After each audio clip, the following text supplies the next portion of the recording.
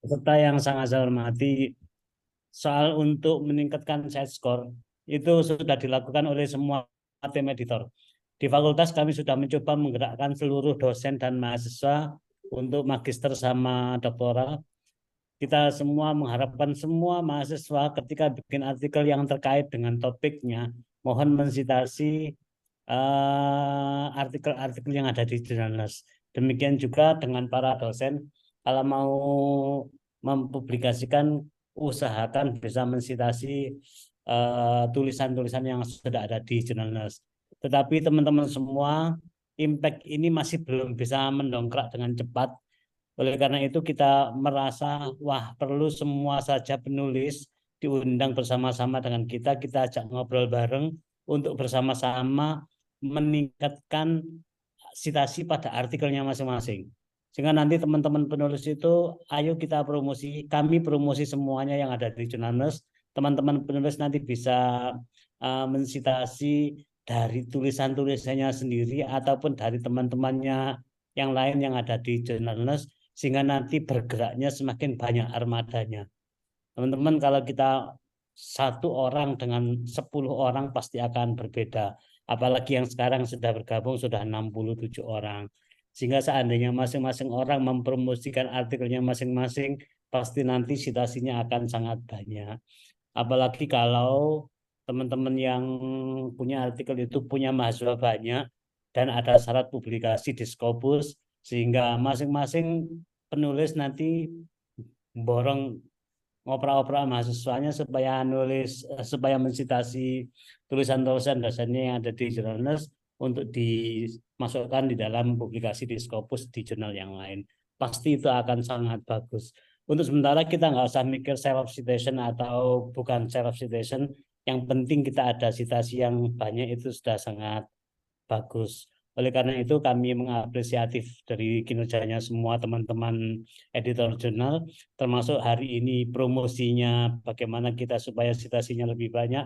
Ini adalah berbagai upaya yang kita lakukan, salah satu di antara banyak kegiatan yang kita gunakan untuk meningkatkan set score dari jurnalis. Itulah yang dapat saya sampaikan. Mudah-mudahan nanti kita dengan ngobrol bareng, diskusi bareng dengan saya, dengan Pak Ferry, dengan Bu Yulis, kita di bagian akhir bisa sama-sama menggerakkan artikelnya supaya bisa diselesaikan oleh orang lain. Demikian yang dapat saya sampaikan. Selamat, dengan izin teman-teman semuanya, kita buka dan kita mulai acara The Impact peningkatan artikel ilmiah di jurnalis pada siang hari ini dengan ucapan Bismillahirrahmanirrahim. Selamat kepada teman-teman semuanya. Saya kira cukup. Terima kasih. Assalamualaikum warahmatullahi wabarakatuh. Waalaikumsalam warahmatullahi wabarakatuh. Matur nuwun atas sambutan yang diberikan oleh Profesor Dr. Ahmad Yusuf selaku Dekan Fakultas Keperawatan Universitas Airlangga, dan juga beliau merupakan salah satu editor juga di Jurnal Nurse. Baik, Bapak Ibu semua, seperti yang sudah disampaikan oleh Profesor Dr. Ahmad Yusuf tadi, salah satu cara agar artikel kita bisa dibaca oleh orang lain dan juga meningkatkan visibilitas dari artikel kita, salah satunya adalah dengan melaksanakan promosi. Nah, kami harapkan setelah mengikuti acara The Impact ini tadi, Bapak Ibu semua sudah paling tidak memiliki bayangan bentuk promosinya nanti seperti apa. Dan pada siang hari ini ada 3 pembicara yang akan menyampaikan pendasaran dari promosinya, strategi dan promosinya nanti. Semoga nanti bisa berdiskusi secara lebih tuntas pada akhir penyampaian materi nanti. Baik, untuk materi yang pertama akan disampaikan oleh Profesor Dr. Ahmad Yusuf. Beliau nantinya akan menyampaikan materi terkait dengan kebijakan publikasi dari artikel ilmiah. Namun sebelum beliau menyampaikan materi, mohon izin saya akan membacakan CV beliau. Jadi Profesor Dr. Ahmad Yusuf, SKPMKes, adalah Dekan Fakultas Keperawatan Universitas Airlangga. Beliau juga merupakan salah satu dari editor pada Jurnal Nurse. Kontribusi beliau dalam peningkatan citasi, kemudian peningkatan kualitas artikel ilmiah pada Jurnal Nurse sudah sangat signifikan. Kemudian yang terbaru kemarin, Profesor Dr. Ahmad Yusuf juga merupakan salah satu dari 100 peneliti terbaik ya berdasarkan AD Citation Index. Ya, kami ucapkan selamat kepada Profesor Dr. Ahmad Yusuf. Baik, tanpa mengurangi waktu lagi, mohon untuk berkenan Profesor Dr. Ahmad Yusuf menyampaikan materi terkait kebijakan publikasi artikel ilmiah. Untuk waktu dan tempat, kami persilahkan. Iya, teman-teman. Saya izin share screen Dewi. Pakai yang mana, Nisa? Share screen-nya. Di hijau itu. Ya sudah, yang multiple ya. Sesuai layarnya bisa, Prof. Oh no, share screen-nya belum bisa ya. Oh ya, saya bantu ya, Prof. Ya wes, oke. Baik, terima kasih. Assalamualaikum warahmatullahi wabarakatuh. Yang kedua, teman-teman semua, kalau kita menyampaikan tentang kebijakan publikasi, berhubung yang pesertanya di sini kebanyakan dosen, yang penulis-penulisnya juga dosen dan mahasiswa, maka saya menyampaikannya kebijakan publikasi ilmiah untuk dosen. Nah, publikasinya itu dilakukan di jurnal. Salah satunya adalah Journals. Slide. Kalau kita lihat teman-teman semua, kenapa kita harus publikasi ilmiah? Iku laptopmu itu lama, Nisa. Nyapa? Jadi kalau kita melihat publikasi ilmiah, kenapa harus publikasi? Kata publikasi sendiri kalau menurut Kamus Besar Bahasa Indonesia adalah pengumuman, penerbitan, membuat konten yang diperuntukkan bagi publik atau bagi umum. Nah, ternyata dosen itu juga perlu mengumumkan, aku ini dosen. Dosen apa, Pak? Dosen jiwa. Nggak karuan jelas gitu ya. Jadi ini yang diterbitkan, yang membuat konten, yang dibentukkan untuk publik itu penting bagi dosen karena supaya ketahuan dosen-dosen apa supaya jelas. Tapi publikasi ilmiah itu harus bersifat ilmu. Jadi yang kita publikasikan adalah ilmu-ilmu yang kita sampaikan. Kenapa? Karena kita dosen itu adalah pendidik profesional dan ilmuwan. Nah, teman-teman semua, kapan kita dikatakan ilmuwan? Itu dilihat dari publikasi-publikasi kita. Ya oleh zaman dahulu, orang yang meneliti, menggeluti bidang ilmu itu, ya itu sudah ahlinya. Dulu orang yang bikin keris empu itu, ya itu ahlinya keris ya dia. Ahlinya inilah. Kalau sekarang seperti ini, kita mengetahui ilmuwan itu dari mana? Dari ilmu-ilmu yang kita tampilkan, yang kita terbitkan, yang kita bikin konten, yang kita publikasikan untuk umum. Dengan tugas utama mentransformasikan, mengembangkan, dan menyebarluaskan ilmu pengetahuan. Jadi teman-teman semua, kita dari dosen itu tidak cukup hanya mentransformasikan ilmu dari guru-guru kita dulu kepada kita, kemudian diteruskan ke anak didik kita. Tidak cukup hanya menggeser, meneruskan. Tidak cukup. Tetapi dulu guru kita itu belajar ilmu itu sudah lama banget. Nah, kita kuliah terkadang sudah sangat lama. Saya S1 aja lulus tahun D3 aja lulus tahun 90. Lah ilmu tahun 90 kita berikan pada anak-anak kita yang sekarang pasti akan kedaluarsa. Oleh karena itu teman-teman semua, sebelum kita mentransformasikan harus dikembangkan. Nah, dikembangkan itu adalah melalui penelitian-penelitian, hasil penelitian kita publikasikan, hasil publikasi kita ajarkan pada generasi-generasi penerus kita. Supaya ilmu yang ada itu tetap bisa update sampai saat ini. Baik itu tentang pengetahuan, tentang teknologi, tentang seni atau apa melalui Tridharma. Untuk apa teman-teman semua kita melakukan ini? Untuk mendapatkan pengakuan ilmiah. Slide. Jadi kalau kita melihat seperti ini, butuhnya adalah pengakuan ilmiah. Nah, punya muku suwe loh. Pengakuan ilmiah itu teman-teman semua, kalau kita lihat dapat dari mana? Dapat dari sitasi. Loh kok sitasi? Sitasi itu nih hadis-hadis itu adalah perawinya. Ilmu iki nurut sopo, nurut sopo, nurut sopo. Lah nurut sopo itu dilihat dari sitasi. Makanya kita setiap bikin karya ilmiah pasti harus ada sumber-sumber yang dikutip, yang ditulis di daftar pustaka. Nah, seberapa banyak tulisan-tulisan kita disitasi orang, itulah yang akan mendapatkan pengakuan. Bukunya Pak Ferry disitasi oleh 1.500 orang. Nah, itu pengakuannya, keilmuan yang ditulis Pak Ferry di dalam buku itu diamini oleh 1.500 orang. Itu adalah kondisinya sitasi untuk mendapatkan pengakuan ilmiah. Karena kalau kita tidak diakui, tulisan-tulisan kita akan diabaikan oleh orang lain. Tulisan cap opo ini nggak akan disitasi oleh orang lain. Maka teman-teman semua, pengakuan ilmiah itu diperoleh dari sitasi yang sudah kita publikasikan. Jadi teman-teman semua, publikasi saja belum cukup. Tadi Pak Rifki sudah bilang, kalau kita sudah berhasil publikasi, belum cukup publikasi, harus dengan sitasi. Karena untuk mendapatkan pengakuan ilmiah itu menjadi sangat penting. Nah, publikasi itu diperoleh dari riset-riset kita. Teman-teman semua, tip and trick untuk mendapatkan riset-riset itu ada banyak cara sebenarnya. Karena kalau kita menunggu bikin proposal, mencari funding, nunggu diterima, baru dilaksanakan penelitian, itu terkadang nggak akan terjawab outputnya. Karena biasanya kita itu tahun 2023 mengusulkan proposal, itu nanti diterima di bulan April, dananya itu bulan Agustus baru cair sebenarnya. Agustus baru cair, nanti bulan Oktober harus ditagih output publikasi. Gak mungkin, oleh karena itu kita harus punya penelitian-penelitian sebelumnya. Pada waktu tahun berikutnya kita usulkan proposal untuk memenuhi output riset yang kita lakukan.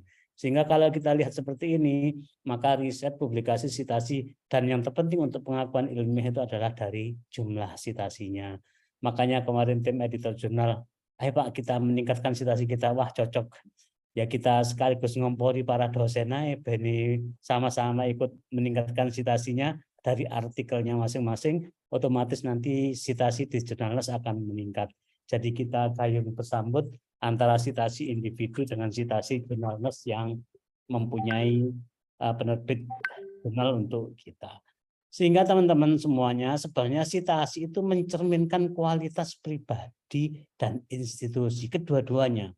Kalau teman-teman mensitasi jurnal artikelnya di Jurnalnes, maka teman-teman untung, Jurnalnes juga akan untung. Teman-teman punya high index yang lebih tinggi, Jurnalnes juga akan side score-nya tinggi. Nah, itulah akan mencerminkan reputasi pribadi dan juga institusi. Itu kalau dilihat dari jurnalnya. Kalau dilihat kita jadi dosennya, maka home base di mana kita berada itu meningkat dengan jumlah sitasi kita. Slide. Maka teman-teman semua, sitasi itu yang menguntungkan pribadi, juga menguntungkan institusi.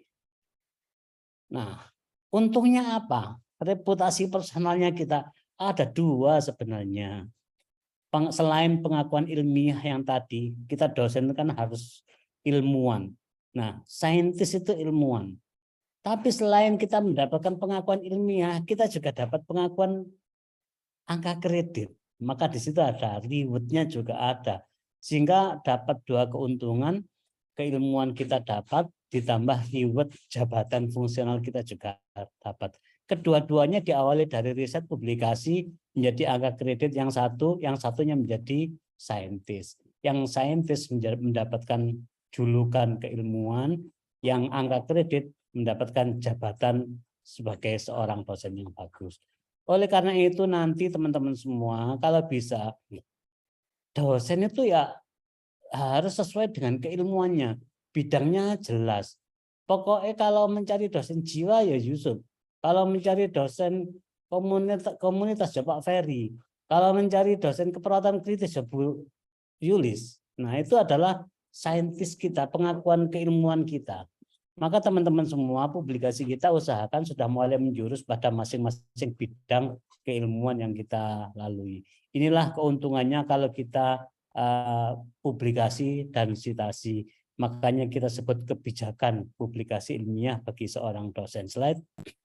Jadi teman-teman semua, untuk mendapatkan saintis, itu kan ilmuwan dan pengembang keilmuan. Maka yang harus kita publikasikan itu adalah konsistensi materi harus sesuai dengan bidang keahlian. Saya itu bisa ya tentang keperawatan jiwa, Kalau bisa ya jangan lain-lain lah. Makanya kalau bisa bimbingan S2, bimbingan S3 ya yang rotok terkait dengan kejiwaan lah. Tapi kalau sing rotok aneh-aneh di luar kejiwaan yo nanti nggak akan ngefek di dalam keilmuan kita, menjadi saintisnya kita nggak akan ngefek. Jadi teman-teman semua, konsistensi materi publikasi itu penting. Ini nanti juga ada kaitannya dengan angka kredit menjadi syarat khusus. Karena kalau tidak sesuai dengan bidang keahlian akan sangat sulit. Yang kedua, jumlah artikel pada jurnal bereputasi. Jumlah artikel pada jurnal bereputasi itu juga menjadi syarat khusus jumlah citasi. Jadi termasuk hak indeksnya. Sekarang itu orang ilmiah itu, orang dosen-dosen, orang perguruan tinggi itu, kalau memperkenalkan diri, menuliskan CV kita itu yang ditunjukkan hanya berapa jumlah artikel di jurnal jurnal bereputasi internasional, jurnal internasional bereputasi. Jadi kalau sudah Yusuf 100 artikel bereputasi dengan hak indeks berapa? Itu caranya memperkenalkan diri sekarang pakai itu. Kalau kita lihat Pak Rektor memperkenalkan ilmuwan-ilmuwan baru setiap pengukuhan guru besar, pasti yang dikenalkan itu adalah nama, jumlah artikel yang terindeks pada jurnal internasional bereputasi sama hak indeks. Hak indeks itu otomatis muncul dari jumlah citasi. Nah, bagaimana caranya meningkatkan hak indeks itu nanti akan banyak oleh Pak Ferry atau Bu Yulis. Tapi coba contoh Sosa, klikan yang di merah itu, Sa. Yang di Scopus itu, Sa. Tuh. Tak bisa dah, langsung dari situ bisa.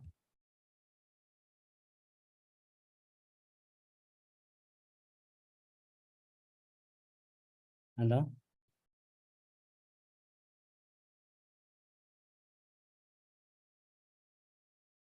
Halo.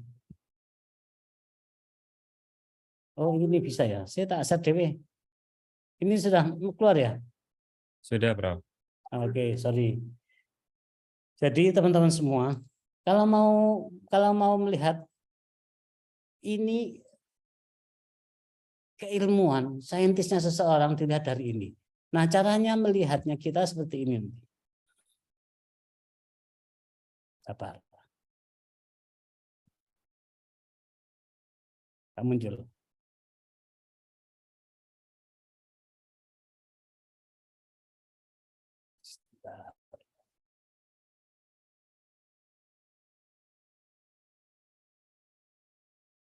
Jadi tak muncul. Nah, kalau itu.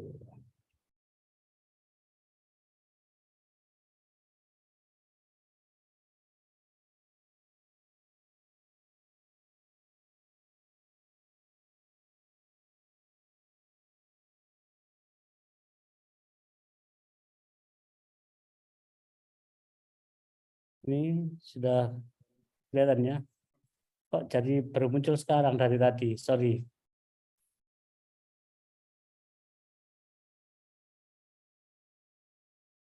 Ini yang muncul yang mana? Ini yang profil Scopus nih, Prof. Tapi di pinggir ya.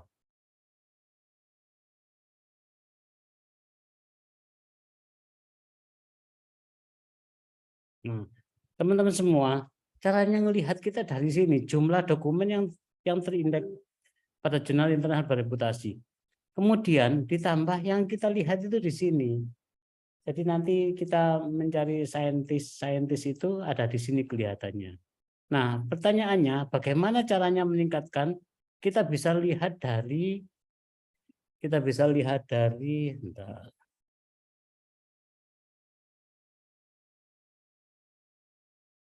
Kita bisa lihat dari sini. Nah, ini kan jelas disitasi oleh 40 artikel ini disitasi 41 kali. Artikel ini disitasi 38 kali. Dan ini yang menyebabkan kita terindeks 9. Itu kalau artikel nomor 9 ini disitasi oleh 9. Kalau saya ingin meningkatkan artikel kita menjadi 10, maka artikel yang ke-10 ini harus disitasi oleh 10 kali orang. Nah, ini caranya kita nanti teman-teman semua supaya kita Rek ewangono citasi artikelku po, artikel yang nomor ini supaya bisa jadi nomor 10. Kalau ini bisa 2 kali citasi, hak indeksnya akan naik. Kalau mau nambah lagi, berarti yang atau yang ini sama-sama 8. Ditambah 2 citasi, maka hak indeks saya akan naik. Nah itu sebenarnya enaknya kalau kita nanti akan banyak terus belajar tentang bagaimana kita akan mensitasi tulisan-tulisan kita itu dari situ. Jadi teman-teman semua, ini balik ke PPT apa belum, Pak? Dereng, Prof. Masih Oh, tentang Scopus Profile. oke, berarti saya harus mengeluarkan itu tadi ya. Oke. Sudah keluar? Dereng, saged di share screen kembali, Prof, kagem PPT-nya. Ya, oke. Udah ya? J, sampun, Prof. Oke. Jadi teman-teman semua, untuk menjadi saintis ya kalau kita lihat ilmu-ilmu itu dari perawi-perawinya hadis itu mencerminkan dari jumlah citasi yang kita punya di setiap artikel, dan itu akan membawa hak indeks kita. Semakin tinggi hak indeks, semakin besar kemungkinan untuk mendapatkan dana-dana riset, penelitian, hibah dan lain-lain. Ini teman-teman untuk saintis. Selebihnya tadi kan ada 2 keuntungan selain untuk mendapatkan saintis, mendapatkan angka kredit. Nah, angka kredit itu kalau kita lihat jurnal bereputasi, kuartilnya itu akan menentukan nilai. Impact factor harus di atas 0,5 kalau dipakai syarat khusus. Substansi materi, ini loh ternyata teman-teman semua, apa yang kita pikirkan tentang publikasi dengan apa yang dipikirkan oleh reviewer tentang artikel kita beda banget. Walaupun ini sudah diterima di jurnal bereputasi sangat baik gitu. Tapi reviewer itu suka-suka nonton materinya cocok apa enggak dengan namanya jurnalnya, dengan scope lingkupnya. Kalau enggak cocok dia enggak akan ambil kita. Kalaupun ambil nilainya dikasih sedikit banget. Kalau kita punya korespondensi, bukti koresponding harus disertakan. Bukti koresponding itu bukan hanya soal submit, kemudian review, kemudian bayar, kemudian accepted, bukan. Ternyata substansi corresponding itu harus meliputi dari substansi materi, linearitas dengan keahlian jabatan yang diusulkan.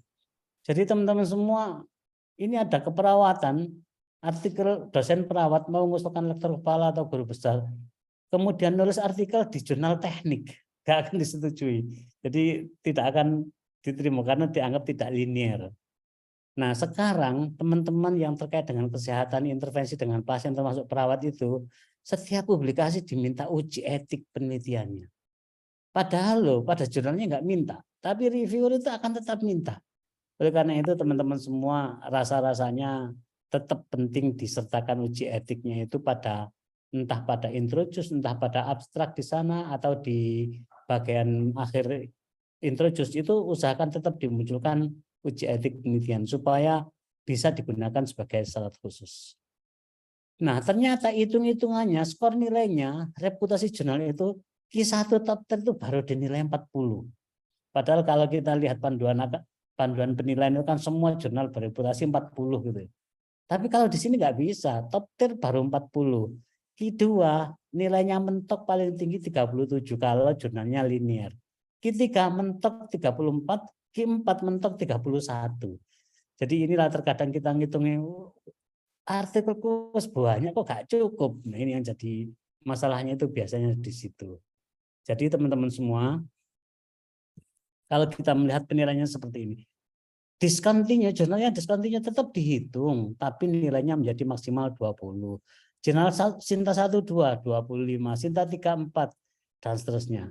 Ditambah DOAJ dan sebagainya, ini sudah ada kesepakatan dari teman-teman reviewer untuk menilai sebuah artikel. Tetap diperhatikan persentase nilai first author, co-author, ataupun corresponding author.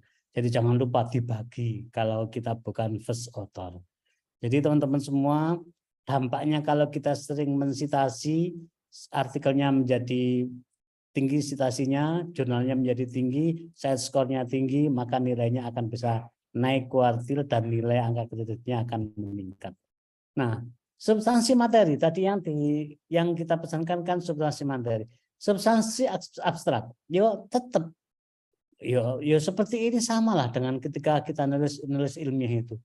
Kita itu lah terkadang mikir, jurnalnya aja lo gak minta, tapi reviewer itu enggak mau. Padahal gaya selingkung, tantangannya kan template dan gaya selingkung jurnal sering berbeda-beda. Tapi reviewer itu, iki jurnal opo sih, loh sudah jurnal berreputasi, tetap enggak mau. Jadi yang dilihat substansi ini nyambung apa enggak, metodenya ini nyambung apa enggak, jumlah sampelnya cukup apa enggak, mencerminkan hasil dan pembahasan apa enggak. Padahal jurnalnya enggak minta, tapi review tetap enggak mau, ini repotnya. Jadi teman-teman semua sekalian nanti nulis artikel, ya wis lah ditulis substansial seperti ini, disesuaikan gaya selingkung, tapi yakinkan nanti hasilnya bisa digunakan untuk angka kredit dengan baik. Bukti corresponding, bukti substansi materi, bukan hanya submit accepted. Sertakan setiap materi revisi yang dilakukan, termasuk file naskah yang direvisi. Jadi teman-teman semua biasanya kalau diminta revisi itu ada komen 1, komen review 1, komen review 2, komen review 3. Itu sebelum kita submit ulang, sampai harus list itu. Komen review 1.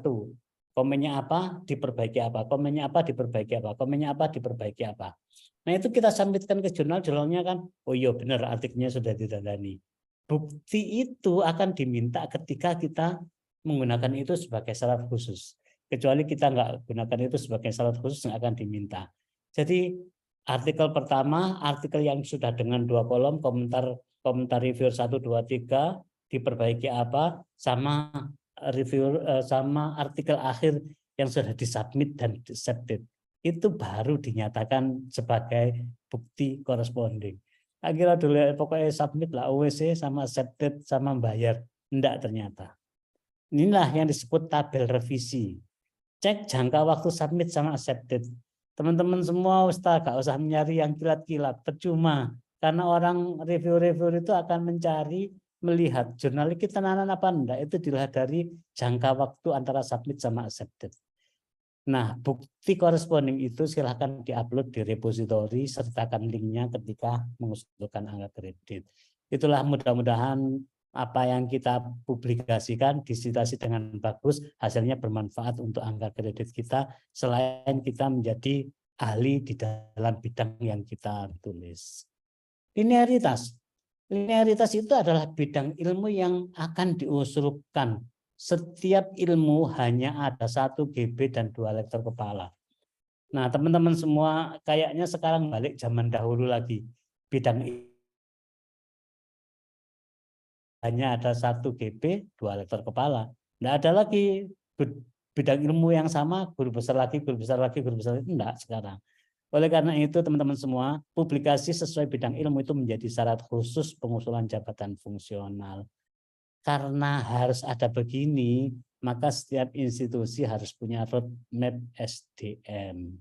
Jadi kita harus cek and recheck ilmu kita supaya apa yang kita publikasikan termasuk yang disitasi tadi. Sitasi kalau nggak ada kaitannya kan nggak mungkin disitasi kan, harus sesuai dengan bidang ilmunya, disitasi, dipublikasikan, baru nanti akan bisa digunakan untuk angka kredit. Roadmap SDM itu adalah draft atau rancangan jumlah dan jenis SDM yang dimiliki dan diproyeksikan menduduki jabatan tertentu. Kalau kita diusulkan ke Kemendikti, kalau teman-teman diusulkan yang ada yang swasta-swasta melalui LL Dikti. Nah, itulah yang akan menjadi mapping roadmap pengembangan SDM yang kita miliki. Contohnya, pengembangan ilmu teman-teman semua. Setelah ada perubahan-perubahan aturan-aturan pengusulan lektor kepala sama guru besar, terpaksa akhirnya kita bikin roadmap dengan mengembangkan digit-digit ilmu keperawatan. Sehingga kita melihat ini digit 1. Saya sama Prof. Nur itu misalkan langsung guru besar bidang ilmu keperawatan. Sekarang nggak ada lagi karena sudah ada 2 orang, maka akan masuk digit yang kedua. Setelah digit kedua akan masuk digit yang ketiga. Digit yang ketiga akan masuk digit yang keempat. Ini ilmu, pengembangan ilmu kita. Jadi nanti publikasinya misalkan keperawatan sudah habis, tinggal keperawatan dasar. Ya publikasinya harus tentang keperawatan dasar. Pak, Pak keperawatan dasar, ya wes lah manajemen. Kalau nggak ada manajemen tentang manajemen keperawatan, maka publikasi syarat khususnya harus manajemen keperawatan diterbitkan pada jurnal manajemen keperawatan kalau ada. Kalau tidak ya jurnal keperawatan. Untung jurnalis ini dibuat untuk umum, jadi akhirnya banyak bisa masuk ke sana. Kalau teman-teman yang medical bedah, Prof. Tintin masuk di keperawatan medical bedah, maka publikasi yang dipakai syarat khusus harus medical bedah. Nanti Bu Yudhisus nggak bisa masuk ke sini lagi, harus geser ke digit yang ke sebelahnya. Keperawatan kritis itu anaknya medical bedah. Blessing Soro itu setelah Mbak Yulis nanti sopo keperawatan kritis. Apa pun ya bagian ilmu ini keperawatan kritis akan disertakan di sini. Sehingga teman-teman semua setelah mengembangkan ilmu kita nonton orang-orangnya ini. Nah ini sudah kita contoh yang di kita itu sudah kita mappingkan sampai tahun 2027 yang diusulkan menjadi guru besar berapa orang. Ternyata kita merencanakan 14 orang guru besar tambahannya ditambah 24 lektor kepala. Asumsinya semua publikasi pada bidang ilmu. Bidang ilmu disitasi masing-masing. Ini sudah ada orang-orangnya yang sudah memenuhi syarat untuk menduduki jabatan-jabatan itu. Nah, itulah teman-teman semua. Nanti saya disemprit 30 menit soalnya. Itulah sebabnya mudah-mudahan publikasi dan citasi kita itu bisa bermanfaat untuk kita secara pribadi sebagai ilmuwan sekaligus untuk jabatan fungsional kita ditambah reputasi institusi di mana kita bekerja. Terima kasih, kalau ada yang kurang nanti ditambah Bu Yuli sama Pak Ferry. Terima kasih, saya kira cukup. Assalamualaikum warahmatullahi wabarakatuh. Waalaikumsalam warahmatullahi wabarakatuh. Ya, matur nuwun sangat Prof. Yusuf sudah memberikan materi terkait dengan pendasaran tadi ya, terkait kebijakan publikasi artikel ilmiah. Jadi ternyata PR-nya masih banyak ya Prof. Setelah kita publish itu agar bisa memberikan dampak atau impact ke keberlanjutan jenjang karir kita ternyata banyak ya yang harus dinilai kesesuaiannya. Nah, kan sementara ini mungkin dari beberapa dosen mungkin masih beranggapan yang penting kita memiliki publikasi seperti itu, tapi ternyata tidak semua publikasi itu bisa memberikan impact atau dampak yang sesuai yang kita harapkan. Tergantung tadi banyak faktor nggih, dari jurnalnya, kemudian impact factor-nya, kemudian linearitasnya juga seperti itu nggih. Matur nuwun Prof. Yusuf. Nanti Bapak Ibu semua apabila masih ada yang ingin ditanyakan, kita akan membuka sesi diskusi nggih. Mungkin ada yang ingin curhat atau ada yang ingin bertanya terkait dengan bagaimana linearitas dari publikasi Bapak Ibu semua agar nanti bisa maksimal nilai kumnya, nanti bisa ditanyakan oleh Bapak Ibu semua kepada Profesor Dr. Ahmad Yusuf. Baik, saya persilahkan kepada pemateri kedua, guru saya sekaligus mentor saya yang selalu publikasi terkait dengan innovation ya, terkait dengan teknologi-teknologi di keperawatan kritis. Nah, Ibu Dr. Yulis Setiadewi. Ya, sampun siap Ibu Dr. Yulis? Insya Allah. Oke, baik. Mohon kepada operator bisa ditampilkan CV Ibu Dr. Yulis.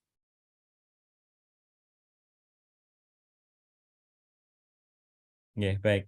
Ibu Dr. Yulis Setiadewi, Eskap Nurse Magister of Nursing, merupakan dosen di Fakultas Keperawatan Universitas Erlangga. Beliau merupakan salah satu juga editor di Jurnal Nurse. Kemudian fokus beliau terkait dengan penelitian berada pada area keperawatan kritis dan juga gawat darurat.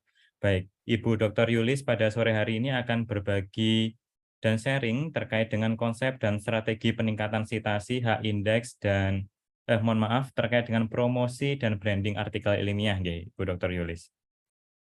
Baik, waktunya 20 menit, Ibu Dr. Yulis, kami persilahkan. Baik, terima kasih Mas Riki yang ganteng sekali pada siang hari ini ya. Baik Bapak Ibu sekalian, Bismillahirrahmanirrahim. Assalamualaikum warahmatullahi wabarakatuh. Waalaikumsalam warahmatullahi wabarakatuh. Jadi saya ditugaskan oleh tim Jurnal Nurse pada siang hari ini untuk strategi jualan ya, jual diri gitu ya. Mengenalkan diri kita, mengenalkan artikel kita kepada ilmuwan lainnya ya. Mohon izin share screen Bapak Ibu. Oke. Ya. mengapa sih promosi dan branding artikel ilmiah itu begitu penting ya di dalam meningkatkan citasi kita, meningkatkan keterkenalan riset kita kepada halayak ramai di luar sana ya. Jadi mungkin ini saya akan menjelaskan terlebih dahulu brand marketing ya. Menurut Pak Nastain ini ya, pemasaran brand atau yang dikenal dengan brand bukan sekedar nama atau logo, tetapi brand adalah sebuah perjalanan panjang ya, yang berkembang berdasarkan persepsi dan pengalaman serta penilaian dan kepuasan pelanggan. Jadi Bapak Ibu, membangun image itu tidak bisa sehari 2 hari ya. Membangun image itu butuh waktu yang panjang, yang lama, dan itu tentu saja jungkir baliknya luar biasa ya, agar artikel kita bisa dikenali. Kita mesti memiliki strategi-strategi yang inovatif agar kita bisa dikenal. Artinya kalau kambing itu semuanya warnanya putih, nah kita harus memiliki ciri supaya di antara kambing yang putih itu ada yang kuning gitu, yaitu ajarannya Prof. Nur Salam dulu ya, kita harus menjadi agak sedikit berbeda dari yang orang pada umumnya begitu. Nah, berikutnya adalah rebranding ya. Kita ini artikel kita atau kita sendiri sebagai autor adalah sebuah brand ya, ada sebuah merek ya. Jadi kita meskipun merasa diri kita itu artikel kita hebat, tetapi kalau tidak dikenali tentu saja tidak ada yang mensitasi Bapak Ibu. Jadi dibutuhkan suatu upaya yang terus-menerus, mengenalkan terus-menerus dengan berbagai cara yang tidak biasa. Nanti mungkin akan kita lihat ya apa aja sih cara-caranya itu gitu. Jadi untuk merebranding, mengenalkan diri kita atau artikel kita, itu dibutuhkan suatu proses atau perencanaan yang matang. Dimulai dari topiknya dulu, gitu. Topiknya itu harus yang up to date, yang tidak biasa saja, yang tidak dipikirkan oleh orang lain sebelumnya, seperti itu. Itu adalah cara rebranding artikel kita.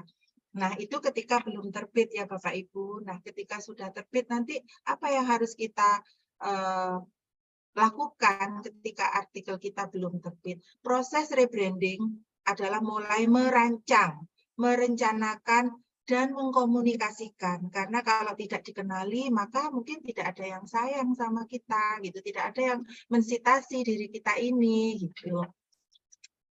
Bagaimana caranya branding? Kalau jualan ya sudah tahu ya kita semua bagaimana sih caranya jualan. Nah, kalau nge-brand artikel itu seperti apa sih? Gimana caranya nge-brand artikel? Bagaimana caranya menjual artikel? Nah, ini yang dimaksud menjual artikel bukan dalam arti jual beli ya Bapak Ibu, tetapi mengenalkan artikel kita kepada halayak ramai di luar sana gitu. Yang pertama terkait dengan strategi branding artikel, ada beberapa teknik yang bisa kita lakukan ya. Yang pertama adalah teknik SEO, Search Engine Optimization ya. Nyawa sebuah artikel atau tulisan yang dipublis harus memiliki keterbacaan yang tinggi. Apa sih keterbacaan yang tinggi itu di mana gitu? Keterbacaan yang tinggi terutama ada pada Google gitu. Kita harus dikenali dulu oleh Google. SEO atau Search Engine Optimization menjadi kunci utama sebuah brand jurnal atau artikel dapat bersaing.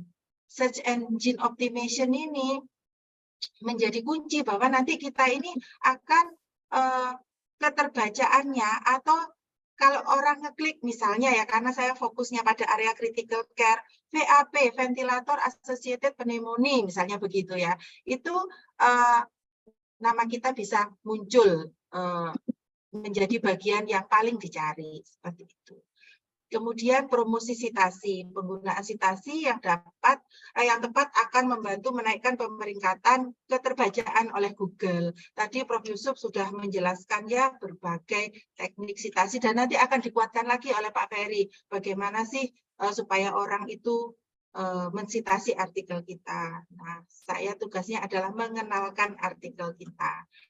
Nah, Bapak Ibu, sosial media sekarang juga menjadi kunci ya. Kita bisa mengenalkan artikel kita misalnya melalui status WA, yuk disitasi yuk gitu. Itu juga menjadi apa namanya cara yang efektif ya, karena kan biasanya teman-teman kita itu ada di dalam kontak kita. Orang yang memiliki keilmuan yang sama atau minat risetnya yang sama biasanya ada di dalam nomor kontak kita, orang terdekat kita ya. Nah, itu juga bisa menjadi cara sosial media apa namanya status WhatsApp, kemudian nge-brand juga di ya sosial media yang Bapak Ibu punya, misalnya Twitter, kemudian LinkedIn dan lain sebagainya, itu bisa kita sebarkan di sana. Tetapi memang ini kontradiktif sih ya. Beberapa waktu yang lalu itu ada yang bilang begini, wah nanti ya kasihan dong dengan apa namanya pemilik jurnalnya gitu. Kalau lihat kita juga nge-brand sendiri. Nah ini sebenarnya masih sangat kontradiktif ya. Bentar ini kok nggak bisa pindah ini halamannya ini.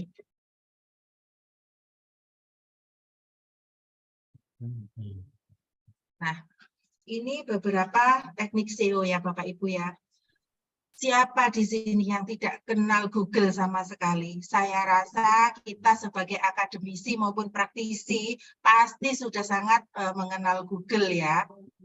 Kalau sampai dengan detik ini ada yang tidak mengenal Google atau Mbah Google ini ya, mungkin itu berasal dari Majapahit ya, zaman Majapahit. Tapi saya yakin ini tidak mungkin tidak ada yang mengenal Google gitu.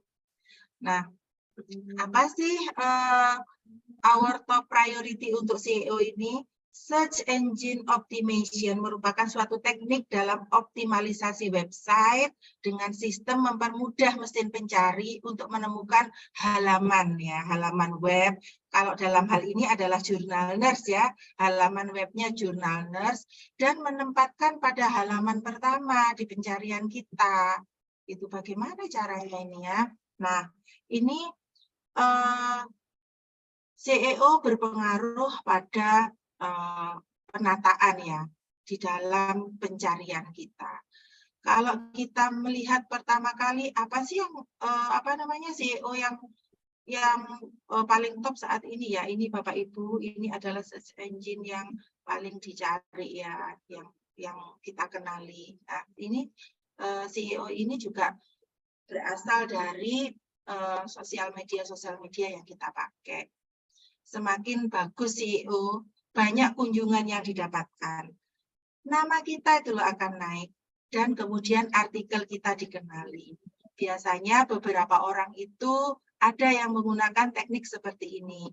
Dibuka aja artikel kita berkali-kali gitu sehingga mesin pencari itu juga mengenali bahwa artikel ini sangat sering dibuka gitu. Kita sendiri pun juga bisa menjadi apa namanya ya visitor untuk artikel kita sendiri, buka aja sesering mungkin gitu. Beberapa peneliti menyarankan hal tersebut. Nah, apa sih peran dan fungsi search engine optimization ini? Yang pertama adalah bisa tampil di halaman pertama pencarian kita. Kalau kita ngeklik kos-kosan dekat UNER, nah itu biasanya akan muncul, kalau kita klik UNER saja, akan muncul banyak ya kos-kosan dekat UNER, makanan enak dekat UNER, dan selain sebagainya. Itu biasanya yang tampil adalah halaman pertama di website. Kemudian brand website, meningkatkan trust brand website dalam hal ini Universitas Airlangga dan Jurnal Nurse ya Bapak Ibu. Jadi brand kita menjadi terkenal. Dan jangan lupa di pemeringkatan universitas kita juga mengenal namanya Webometrik ya untuk meningkatkan apa namanya ya keterkenalan kita, peringkat kita di dalam dunia akademik. Bapak Ibu, ternyata bagaimana sih perkembangan penggunaan teknologi informasi dan komunikasi di Indonesia ini? Ternyata sekarang kalau kita perhatikan ya dunia dalam genggaman ya.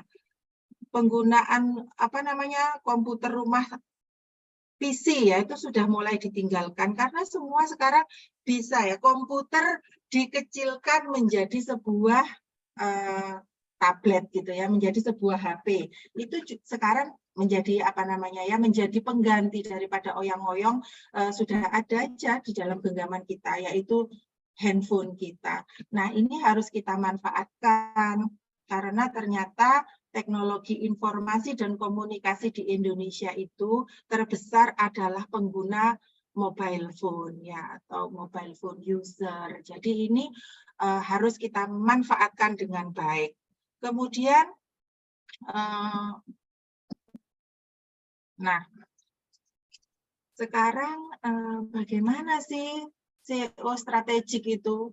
SEO strategik yang pertama adalah tentu saja melalui konten kita ya. Konten kita harus memiliki layanan kualitas yang baik. Ini tim Jurnalners juga terus-menerus membangun website konten kita agar mudah user-user kita atau para peneliti-peneliti untuk bisa membuka ya. Jangan lupa di dalam website kita itu juga ada artikel Bapak Ibu yang nanti akan disitasi gitu. Untuk teknik sitasinya mungkin nanti Pak Ferry nih yang paling jago untuk menerangkannya. Kemudian visitable.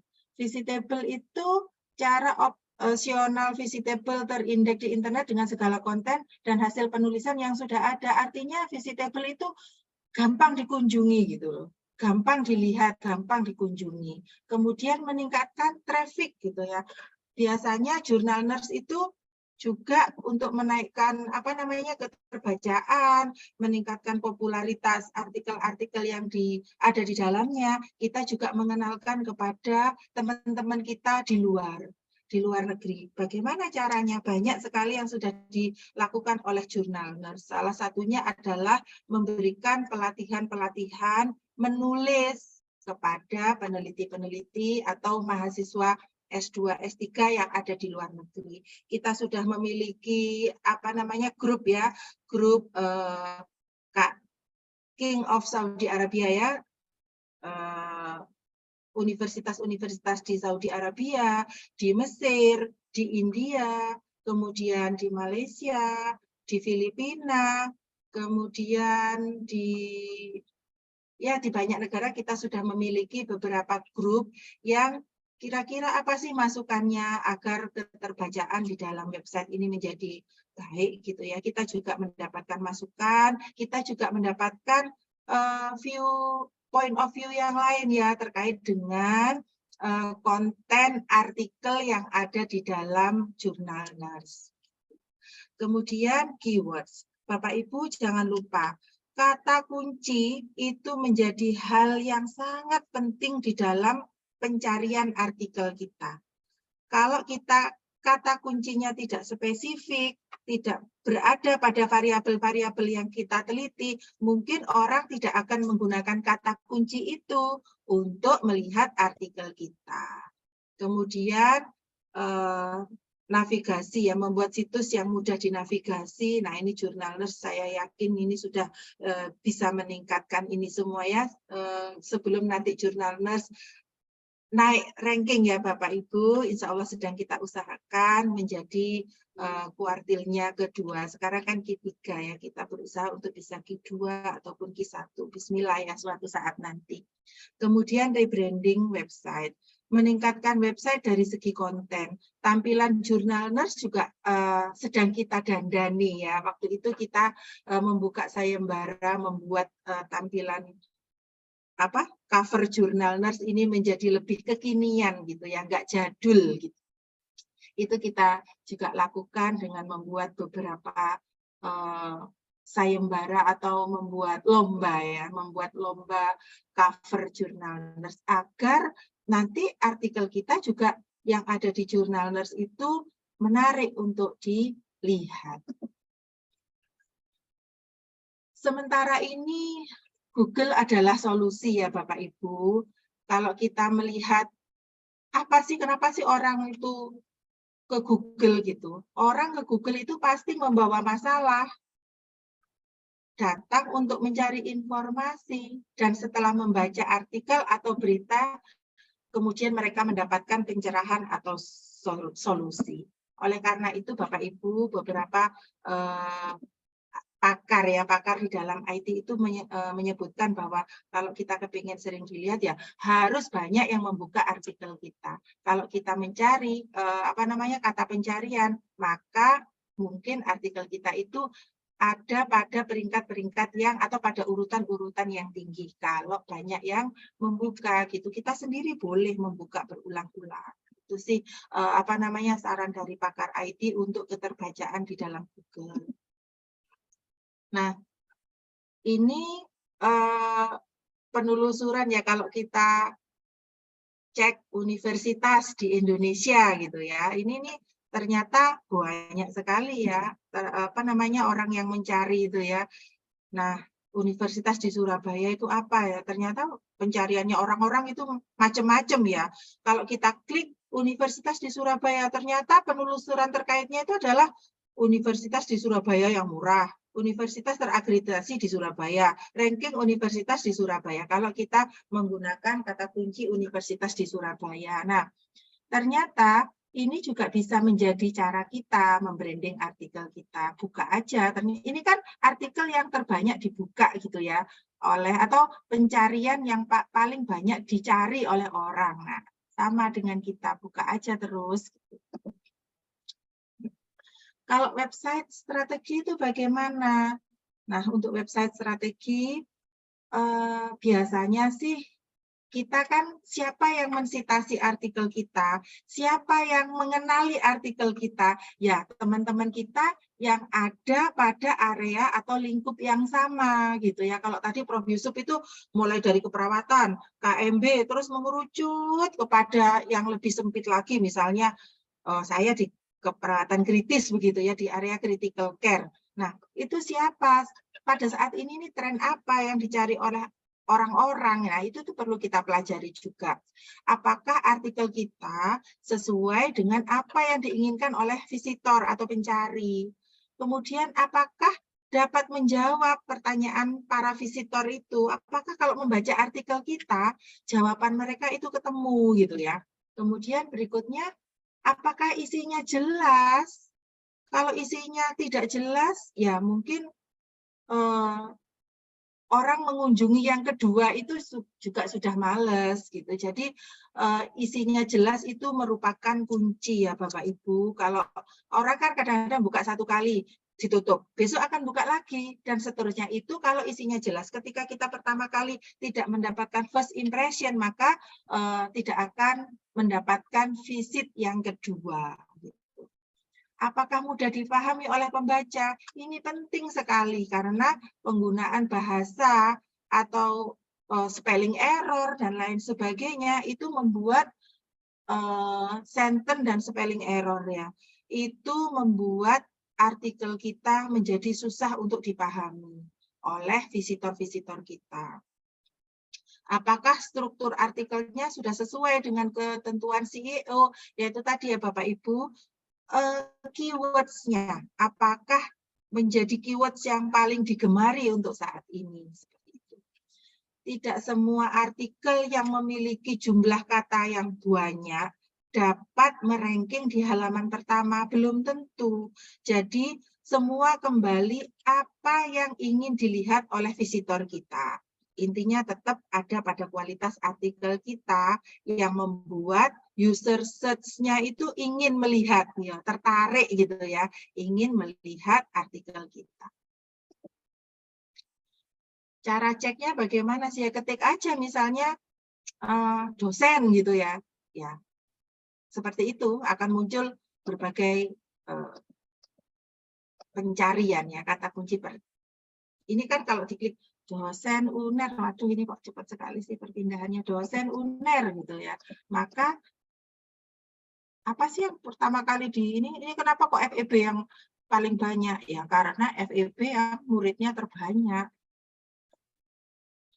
Nah, ini beberapa domain yang mungkin nanti Bapak Ibu perlukan ya di dalam meningkatkan keterbacaan ya. Beberapa jurnal databases itu juga memiliki peringkat yang tinggi nih. Kalau di sini sih yang tool terpenting bisa lihat di pre-post SEO ini ya, nanti Bapak Ibu bisa cek sendiri. Nah, ini beberapa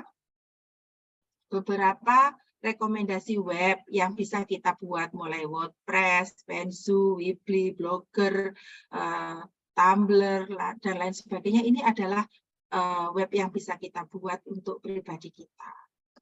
Kalau di UNER sih kita punya weblog yang sudah dibuatkan oleh UNER ya. Jadi kita bisa sih mengenalkan jurnal-jurnal kita pada weblog yang ada di dalam laman dosen kalau di UNER. Monggo bisa disesuaikan dengan ketersediaan di universitas masing-masing. Jadi kesimpulannya bagaimana sih di dalam SEO ini, Search Engine Optimization ini, intinya ya konsisten dan sabar. Kalau kita memang bukan seperti Prof. Yusuf dan Pak Ferry, terutama saya ini ya, saya diapit oleh peneliti terbaik di Indonesia ini ya, gimana gitu rasanya ya, itu senang sekali ya. Jadi bangga ya berada di antara peneliti-peneliti, kita juga jadi banyak belajar. Tetapi yang saya pelajari dari kesimpulan Search Engine Optimization ini ya, kekonsistenan Prof. Yusuf dan Pak Ferry itu konsisten sekali ya, pada satu titik gitu. Terus itu yang digeluti, terus itu yang dirawat, terus itu yang disabari. Jadi kalau kita kepengen memiliki brand yang baik ya, intinya konsisten dan sabar. Nah, strategi promosi mungkin ini nanti strategi citasi oleh Pak Ferry ya. Ini beberapa existing channel yang bisa kita gunakan untuk membranding. Tadi saya sudah jelaskan beberapa ya. Potensial channel juga bisa kita gunakan. Tadi sudah saya jelaskan. Sebenarnya konten di sosial media itu juga menjadi apa ya Bapak Ibu, menjadi hal yang penting karena teman-teman yang sealiran dengan kita, memiliki research interest yang sama dengan kita, biasanya kita berteman di dalam sosmed kita. Nah, itu yang apa namanya, yang sangat penting untuk bisa orang itu mengenali artikel kita. Artikel kita terbranding dengan baik itu ya melalui sosial media ini. Kemudian ini waktunya sudah habis ya. Mungkin saya lanjut saja. Untuk bisa menjangkau large audience, ini salah satu yang memiliki large audience di UNER itu salah satunya adalah di FKM ya. Namanya Bu Santi itu ya, Prof. Santi ya. Beliau itu memiliki komunitas yang bagus sekali di area Tobago ya. Jadi penelitian beliau itu tentang rokok ya, bahaya merokok di dalam masyarakat gitu. Beliau mengenali siapa komunitasnya, kemudian beliau menyebarkan artikelnya di dalam komunitas yang sejenis. Nah, itu yang komunitas yang sama, sehingga artikel kita dikenali dan endingnya adalah disitasi. Kemudian siapa yang seminat, kadang-kadang seperti saya ya di area critical care, tetapi tidak seminat, tidak seinteres di bidang perventilatoran ya. Mungkin itu juga menjadi salah satu kunci kenapa artikel kita tidak dikenali. Jadi siapa yang seminat dengan kita, kita harus tahu betul. Kemudian kenalkan produk kita dengan cara yang inovatif, yang tidak biasa. Kemudian hayo-hayo ya. Ayo citasi gitu, itu nggak apa-apa menurut saya, mengajak untuk mensitasi, tetapi kembali lagi artikel kita harus bagus dulu gitu ya. Kemudian yang terakhir adalah buka artikel kita sendiri secara berulang-ulang gitu ya. Bapak Ibu, ini adalah beberapa cara ya mensurprise pembaca dengan first impression yang bagus gitu ya. Ini belum dipublis. Ini saya kemarin melihat ya, teman saya peneliti, beliau adalah peneliti data sekunder ya. pengen melihat apakah kalau orang-orangnya itu berpendidikan tinggi, anaknya nggak ada yang stunting, apakah justru yang orang-orangnya itu orang tuanya berpendidikan tinggi, ibunya berpendidikan tinggi, ada yang stunting. Faktor apa sih yang berkorelasi? Belum tentu loh ibunya berpendidikan tinggi, anaknya tidak stunting. Kalau stunting, apa sih faktornya? Nah, itu pengen sekali beliau teliti. Ini belum terbit ya Bapak Ibu, sedang beliau garap untuk saat ini. Nah, cara berikutnya adalah untuk mengenalkan artikel kita. Ini Pak Ferry ya. Kalau kita lihat dari artikelnya Pak Ferry ini ya, judulnya aja sudah menarik ya.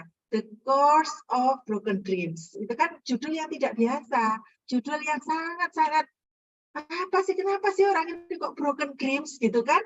Nah, itu dari judul ini sudah sangat menarik untuk diteliti. Sangat menarik sekali untuk dibaca.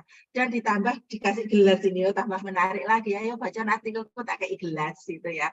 Kalau saya sih, karena area saya di area perventilatoran ya Bapak Ibu, jadi saya mencoba untuk menulis ininya, efikasi dari intermittent dan continuous subglotic secretion drainase untuk mencegah ya VAP gitu ya.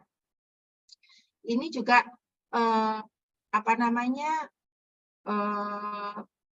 dikenalkan ya kepada orang lain dengan membuat buku ini, mengembangkan sebuah alat inovatif ya untuk mencegah VAP gitu ya, dengan mengembangkan sebuah cuff sensor monitor gitu. Jadi kita dari artikel kita bisa menulis hal lain dan ini menjadi alat untuk kenalan di dalam mengenalkan artikel kita. Jadi kalau Pak Ferry ini judulnya sudah menurut saya fantastis, ditambah hadiah-hadiah seperti ini, nah itu bisa menjadi contoh ya Bapak Ibu untuk mengenalkan artikel kita kepada visitor atau reader kita.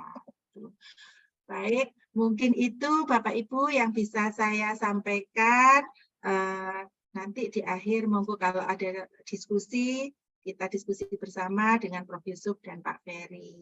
Mohon izin saya akhiri. Assalamualaikum warahmatullahi wabarakatuh. Waalaikumsalam warahmatullahi wabarakatuh. Matur nuwun Ibu Dr. Yolis atas sharingnya. Jadi kalau sekarang kita kenalannya dengan rekan sejawat itu sekaligus dengan track record publikasi kita yang satu bidang ilmu gitu ya Bu Yolis. Jadi dalam kontak-kontak di telepon kita itu punya gitu ya, rekan-rekannya nantinya akan kita ajak janjian untuk saling bertukar untuk mensitasi, seperti itu ya Bu Yolis ya. Oke, baik Bapak Ibu, kita lanjut ke pemateri yang terakhir, yaitu dengan Pak Ferry Effendi PhD. Beliau akan menyampaikan materi yang hari ini terkait dengan konsep dan strategi peningkatan sitasi, H-index, dan FWCI. Oke, saya izin membacakan CV beliau terlebih dahulu.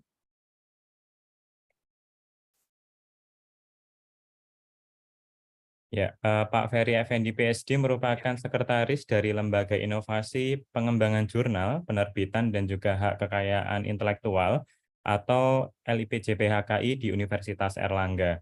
Pak Ferry Effendi juga merupakan editor-in-chief di jurnal Nurse yang saat ini sudah terindeks Scopus Q3 dan juga Official International Advisory Board of Collegian, jadi Official Journal of Australian College of Nursing di Scopus Q1.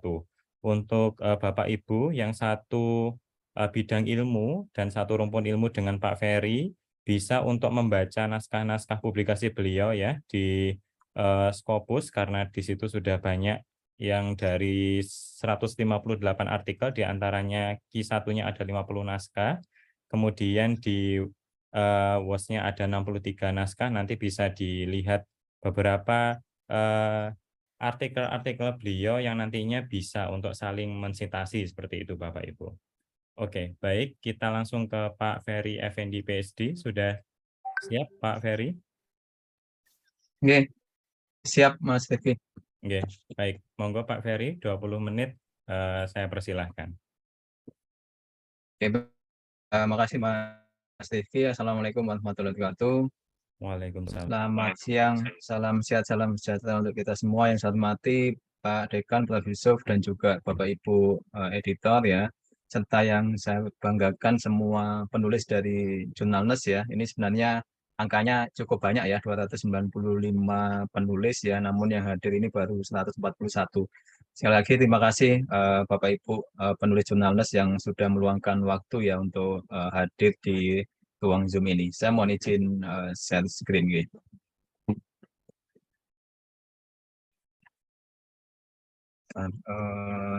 File saya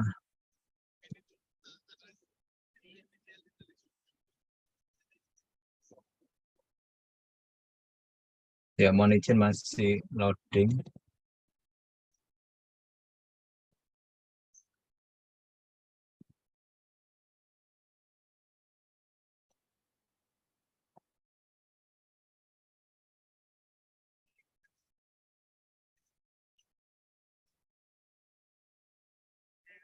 Mohon izin Mas Rifki, ini sudah kelihatan atau belum ya? Masih, nah ini baru agak sedikit delay Pak Syarif. Oh, oke. Ya, sudah Ya. terlihat Pak, silahkan. Ya, baik. Makasih atas kesempatan yang diberikan. Jadi, karena 20 menit ya, mungkin di sini saya agak cepat ya, sekaligus menjelaskan terkait dengan konsep dan strategi peningkatan citasi high index dan juga field weighted citizen impact ya. Jadi, yang pertama berkaitan dengan apa sih sebenarnya indikator gitu ya, ataupun yang bisa diukur ya dari hasil-hasil riset kita ya, ataupun dari hasil publikasi kita ya. Nah itu sebenarnya ada beberapa cara ya, measurement ataupun pengukuran ya yang akan di dalam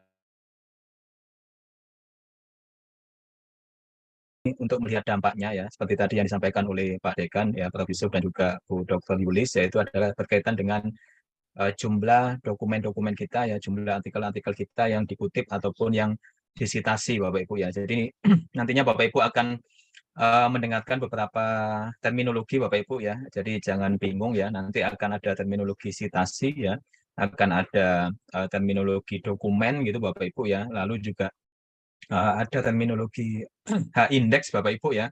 Nah ini apa itu H-index yang akan kita jelaskan di slide berikutnya. Lalu Bapak Ibu nanti juga akan mengenal sitasi rata-rata Bapak Ibu ya, dan juga Bapak Ibu akan mendengarkan istilah FWCI ya, Field Weighted Citizen Impact ya. Jadi dampak sitasi yang sudah ditimbang Bapak Ibu ya, ditimbang berdasarkan subjek yang sama ya. Kenapa harus ditimbang atau dinormalisasi Bapak Ibu ya? Karena memang ada beberapa indikator Bapak Ibu ya, penyesuaian ya yang harus dilakukan ya, terutama berkaitan dengan aspek kolaborasi dan peran kita di dalam suatu artikel ya. Apakah nanti kita berperan sebagai penulis pertama ya, penulis yang co-author Bapak Ibu ya, ataupun pendamping, ataupun penulis yang berperan sebagai corresponding authors Bapak Ibu ya. Nah, di sini Bapak Ibu juga akan mendengarkan istilah I10 index Bapak Ibu ya, terutama nanti berkaitan dengan alat ukur yang menggunakan Google Scholar Bapak Ibu. Baik, lanjut. Nah, kenapa kok kita menggunakan sitasi Bapak Ibu ya? Jadi sitasi ini dikenal sebagai salah satu indikator Bapak Ibu ya yang mudah untuk di tracking gitu ya, yang mudah untuk dikalkulasi gitu ya, dan juga bentuknya konkret Bapak Ibu ya, walaupun mungkin nanti akan ada beberapa plus minus gitu ya ketika kita menggunakan alat ukur sitasi ini. Nah, yang pertama Bapak Ibu, jelas sitasi ini nanti berkaitan dengan tadi Bapak Ibu ya, track record kita ya, jadi konsistensi ya, keilmuan kita ya, bidang ilmu kita ya, ini di bidang apa gitu ya, dan yang paling banyak disitasi ya, ini lebih ke arah topik-topik apa gitu ya. Apakah nanti ini lebih ke arah hot topik Bapak Ibu ya, jadi mungkin Bapak Ibu waktu pandemi COVID-19 kemarin ya, itu ya betul-betul menjadi suatu hot topik Bapak Ibu ya, dan saat ini saya rasa Bapak Ibu yang sudah mempublikasikan gitu ya, riset-riset yang terkait dengan COVID-19 ya, ini sudah mulai memanen sitasinya gitu ya. Nah itu Bapak Ibu bisa melakukan tracking Bapak Ibu ya terkait dengan jumlah sitasi yang didapat. Lalu berikutnya Bapak Ibu, tentunya ini berkaitan dengan rekognisi gitu ya, ataupun pengakuan tadi yang disampaikan oleh Prof. Yusuf di depan ya, bahwa salah satu indikator gitu ya, bahwa ya kita dikenal, diakui gitu ya, itu adalah berdasarkan jumlah citasi kita ya. Jadi semakin banyak artikel kita ataupun dokumen kita dikutip ya ataupun disitasi ya, maka bidang ilmu ya ataupun topik-topik yang sudah kita pilih ya itu diakui ya ataupun direkognisi oleh peneliti yang lainnya. Apalagi nanti kalau misal Bapak Ibu dokumennya direkognisi ya ataupun disitasi ya oleh Badan Kesehatan Dunia gitu ya ataupun oleh badan salah satu badan internasional gitu ya yang berada di bawah PBB ya ataupun oleh lembaga-lembaga ataupun stakeholder yang lainnya. Dan yang terakhir Bapak Ibu tentunya ini juga berkaitan dengan rankingan Bapak Ibu ya, World University Ranking ya, entah itu QS, THE dan lain sebagainya Bapak Ibu ya. Ini juga salah satu indikatornya adalah tetap menggunakan citasi Bapak Ibu ya. Jadi berapa jumlah dokumen yang dikutip gitu ya, ada yang menggunakan CPF ya, citation per faculty ya, dan juga menggunakan indikator jumlah citasi secara keseluruhan. Nah, ini ada beberapa sumber Bapak Ibu yang berkaitan dengan data citasi ya. Ada yang dinamakan dengan citation matrix ya, ini bisa diambil dari Scopus, dari Web of Science Bapak Ibu ya, dari Google Scholar ya, ataupun dari Sinta Bapak Ibu ya, untuk yang di Indonesia ya, ini saya rasa Sinta saat ini sudah mengintegrasikan ya semua sources yang ada saat ini Bapak Ibu ya. Nah, di sini juga Bapak Ibu bisa menggunakan sumber-sumber data yang lain ya, ada Altmetric, ada Journal Metrics, dan juga ada List of Citation Databases. Nah, karena waktunya terbatas Bapak Ibu ya, di sini kita akan membahas hanya di Citation Matrix ya. Nah, berkaitan dengan sumber-sumber data dari Indonesia Bapak Ibu ya, ini tentunya sudah banyak ya progres ataupun kemajuan yang digunakan oleh pemerintah ya, apalagi saat ini Sinta sudah dijadikan compulsory data ya Bapak Ibu ya, bagi yang ingin mengajukan kenaikan jabatan fungsional ya, mau tidak mau artikel ataupun naskah Bapak Ibu ya itu sudah harus nampang di Sinta Bapak Ibu ya. Ini bahkan kalau belum nampang di Sinta ya ini pastinya tidak akan dinilai gitu ya oleh asesor angka kredit. Nah, ini juga Bapak Ibu pasti akan berlomba-lomba untuk memperbaiki data Sintanya ya. Dan alhamdulillah Bapak Ibu data Sinta ini juga sudah integrated gitu ya dengan berbagai macam platform ya ataupun services ya, mulai dari Garuda ya, Rama, Bima Bapak Ibu ya, dulu namanya Simlitapmas. Lalu juga dengan data DPD Dikti Bapak Ibu ya, dengan data intellectual property right di DJKI ya, ini juga sudah interconnected ya, dan juga yang terakhir adalah dengan data ISBN Bapak Ibu ya, dari Perpustakaan Nasional ya. Jadi nanti Bapak Ibu tinggal memperkuat gitu ya data Sintanya ya. Dan di Sinta ini Bapak Ibu tentunya walaupun sudah bagus Bapak Ibu ya, sudah excellent ya, ini sudah di versi 3 ya, tetapi nantinya akan ada updating ya, akan ada upgrading ya ke versi-versi yang lain Bapak Ibu ya. Dan saat ini tentunya Sinta ini menjadi salah satu platform pemersatu Bapak Ibu ya, semua data yang berkaitan dengan Tridharma dosen di Indonesia ya. Nah, di dalam Sinta ini juga Bapak Ibu akan bisa melihat performa ya dari tidak hanya peneliti atau penulis Bapak Ibu ya, ataupun performa ataupun produktivitas dari institusi ya, baik itu afiliasi ataupun program studi Bapak Ibu ya, tetapi juga performa dari suatu jurnal ya. Jadi Bapak Ibu kalau nanti melihat misal jurnal kita berada pada posisi berapa gitu ya, impact-nya berapa Bapak Ibu ya, ini bisa dilihat di Sinta Bapak Ibu dengan melihat berapa sih impact factor-nya ya, ataupun faktor dampak berdasarkan versi dari Sinta Bapak Ibu ya. Nah, kita ke Scopus Bapak Ibu ya. Jadi di Scopus ini Bapak Ibu sebenarnya menjadi salah satu kunci gitu ya, bagaimana kita bisa menunjukkan gitu ya bahwa ya artikel kita juga memiliki kualitas ya, studi-studi kita juga sejajar gitu ya dengan ilmuwan kelas dunia yang lain ya. Dan di dalam Scopus ini Bapak Ibu akan banyak fitur ya, akan banyak tips strategi ya kita pakai untuk meningkatkan kita ya. Nah, ini saya skip aja Bapak Ibu ya, intinya Scopus ini merupakan agregat gitu ya dari berbagai macam bidang keilmuan Bapak Ibu ya, disatukan di dalam satu platform ini ya. Nah, di dalam Scopus Matrix Bapak Ibu ya, ini ada beberapa terminologi tadi ya yang ada di depan, ada H-index, ada total citasi, ada jumlah dokumen, ada citation benchmarking Bapak Ibu ya. Nanti akan kami tunjukkan ya bagaimana cara melakukan benchmark ya, ada total citasi dan juga ada FPCI Bapak Ibu ya.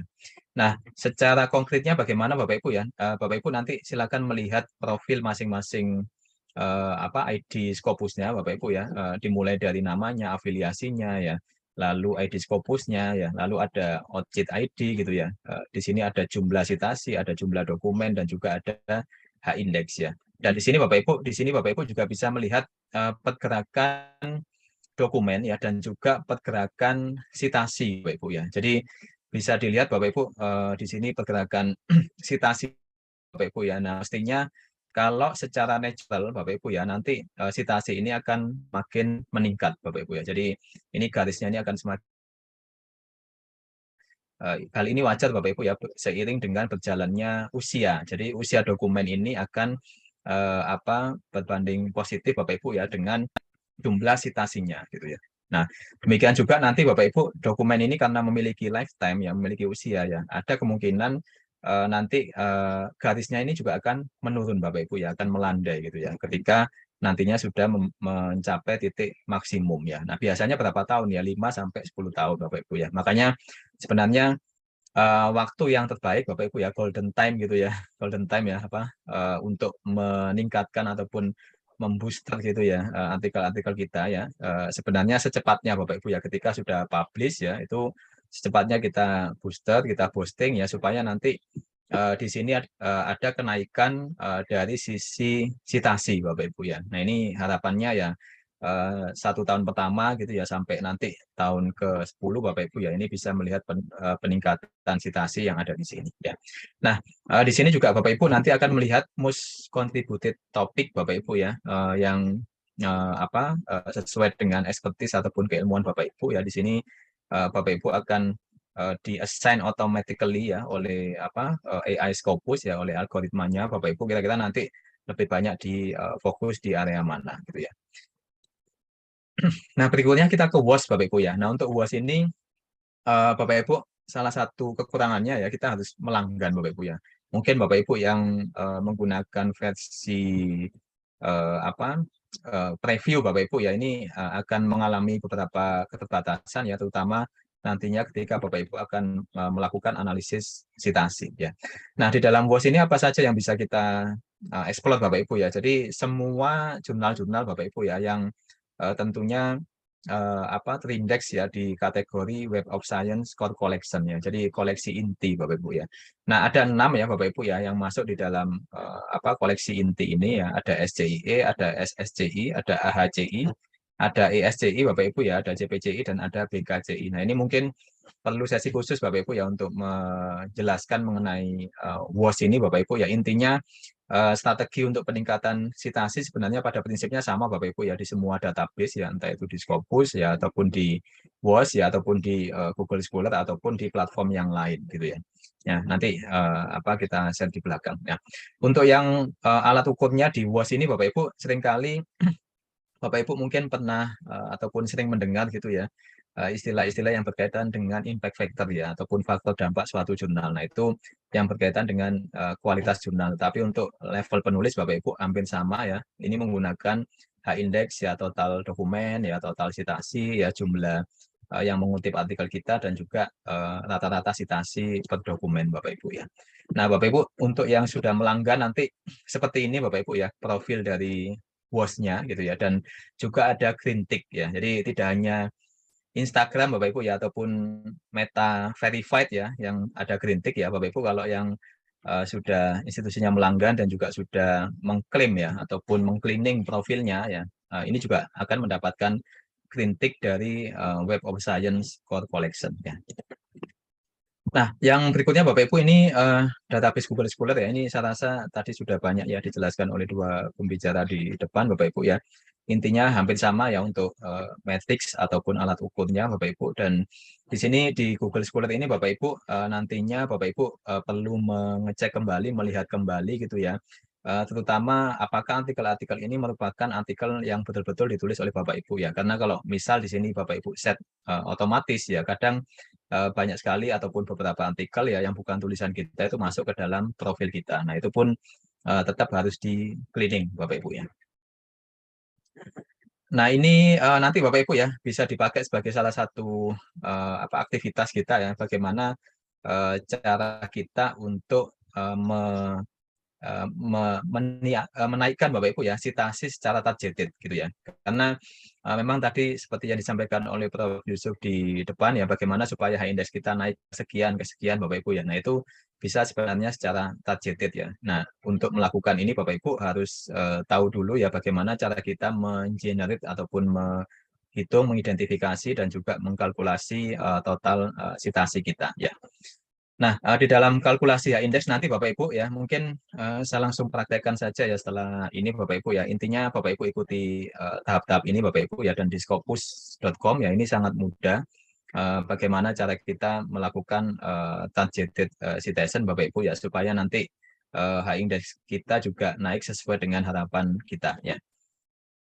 Nah, Bapak Ibu nanti saya jelaskan ya bagaimana cara memperoleh angka-angka ini ya. Tetapi intinya Bapak Ibu ya, ketika Bapak Ibu memanen data citasi dari database apapun Bapak Ibu ya, entah itu Scopus, entah itu WOS, entah itu Google Scholar ya, ataupun database yang lain ya, Bapak Ibu nanti bisa melakukan filter ya, filter dari citasi yang paling banyak ya ke citasi yang paling rendah ya. Nanti Bapak Ibu silakan coba buat dalam bentuk seperti ini Bapak Ibu ya, tetapi ini bisa didapatkan secara otomatis Bapak Ibu ya, nggak perlu manual ya buat 1, 2, 3, 4, 5, 6, 9 kolom gitu ya, nggak perlu Bapak Ibu ya, karena ini bisa dilakukan oleh berbagai macam database tadi Bapak Ibu ya. Nah, setelah ini saya tunjukkan bagaimana caranya ya.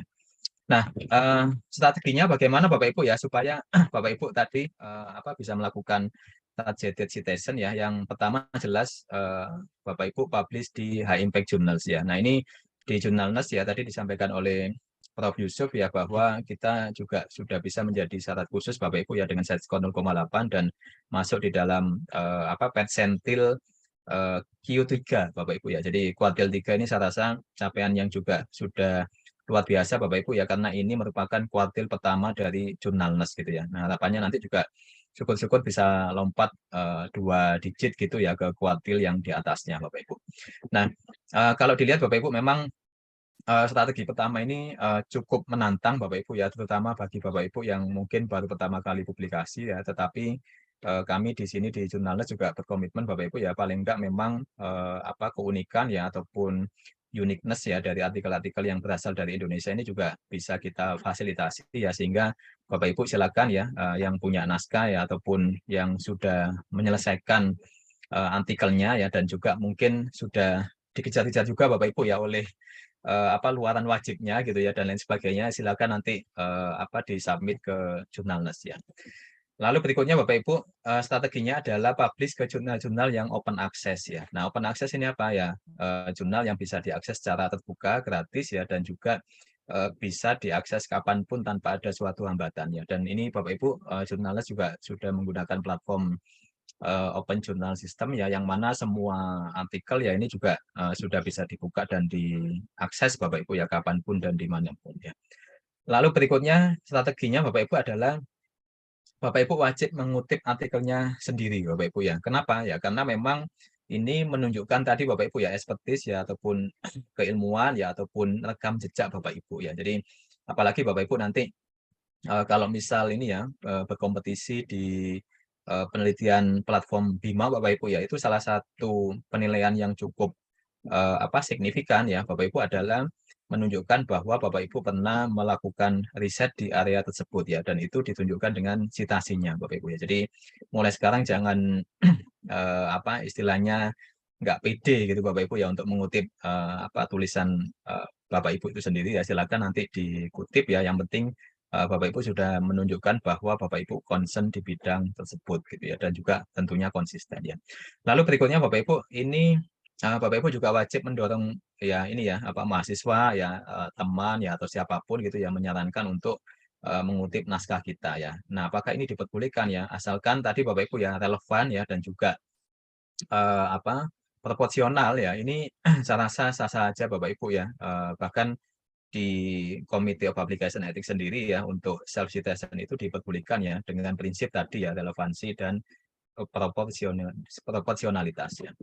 Nah, di dalam Jurnalnes itu sendiri Bapak Ibu, di sini Jurnalnes sudah terindeks sejak 2019 ya, hingga tahun saat ini Bapak Ibu, dan saya rasa dari sisi total dokumen ya nanti Bapak Ibu bisa dijadikan sebagai salah satu referensi gitu ya, atau bibliografi bagi Bapak Ibu untuk bisa menghasilkan ataupun memproduksi naskah-naskah yang lain.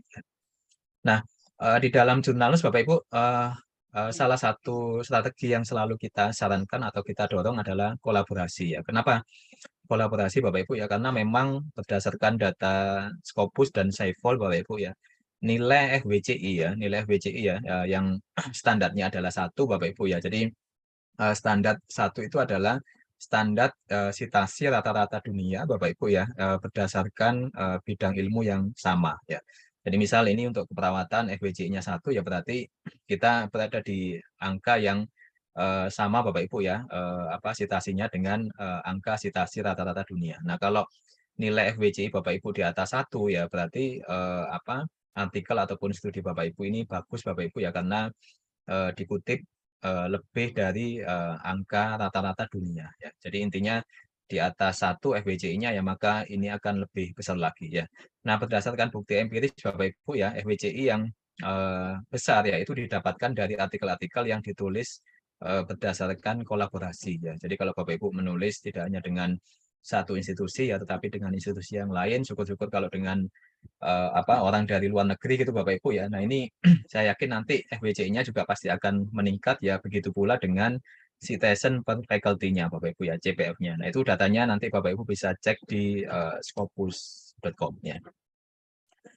Lalu berikutnya Bapak Ibu, ini berkaitan dengan materi dari Bu Dr. Yulis ya. Ini Bapak Ibu wajib ya punya profil peneliti. Jadi sebenarnya Bapak Ibu ending dari proses publikasi Bapak Ibu ya, itu akhirnya bukan berada di tahap publikasi ya, publish atau belum Bapak Ibu ya, tetapi ini berada pada tahapan sudah dikutip atau belum Bapak Ibu ya. Sehingga di sini Bapak Ibu wajib gitu ya untuk meningkatkan visibilitas ya naskah ataupun artikel Bapak Ibu ya melalui berbagai macam platform ya.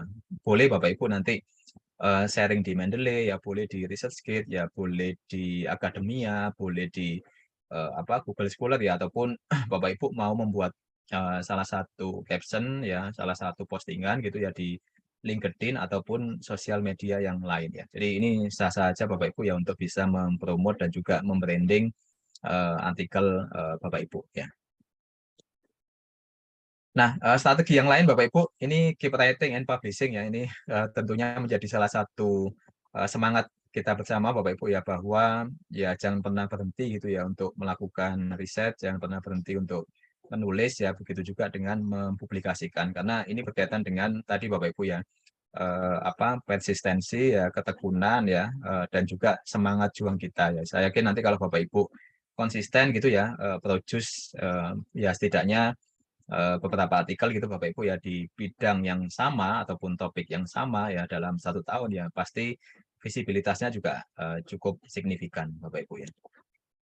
Nah, Bapak Ibu di sini kami juga sudah menyiapkan Bapak Ibu ya strategi terakhir ya, yaitu mempromosikan dan membranding artikel Bapak Ibu ya. Jadi nanti Mbak Nisa ya di grup yang akan membagikan template ini Bapak Ibu ya. Jadi Bapak Ibu nanti silakan menggunakan template dari Jurnalnes gitu ya, penulisnya siapa saja, judulnya apa gitu ya, dan ini source-nya berasal dari Jurnalnes Bapak Ibu, bisa dimasukkan langsung ke dalam template ini ya, ataupun nanti ditambahkan narasi-narasinya ya di dalam caption-captionnya ya, sehingga nanti ini yang akan Bapak Ibu share ya, akan Bapak Ibu posting ya di semua sosial media Bapak Ibu ya, sehingga nanti harapannya meningkatkan traffic ya, kunjungan Bapak Ibu ya, dan juga visibilitas, dan juga paling enggak Bapak Ibu tadi ya, sesuai dengan prinsip indeksasi ya, ini terindeks ya, entah itu Google Scholar dan lain sebagainya, dan juga visible ya. Jadi semakin visible ya, highly visible, Bapak Ibu juga semakin potensi untuk highly cited juga tinggi ya. Nah, di dalam Jurnalnes sendiri Bapak Ibu kita sudah memberikan tools ya untuk mengutip, Bapak Ibu mungkin yang masih bingung ya ataupun masih perlu panduan ya Bapak Ibu nanti tinggal tekan menu how to cite ya. Nah, ini ada beberapa format yang bisa Bapak Ibu dapatkan langsung ya di dalam Journalness ya. Nah, ini mohon izin yang terakhir saya sampaikan bagaimana cara kita untuk mendapatkan ini ya targeted citizen Bapak Ibu ya. Nah, Bapak Ibu masuk dulu ke scopus.com ya. Setelah itu Bapak Ibu lihat profilnya masing-masing Bapak Ibu di sini ya. Nah, dari sini Bapak Ibu silakan Bapak Ibu klik citizen overview ya. Oke. Bapak Ibu klik citizen overview.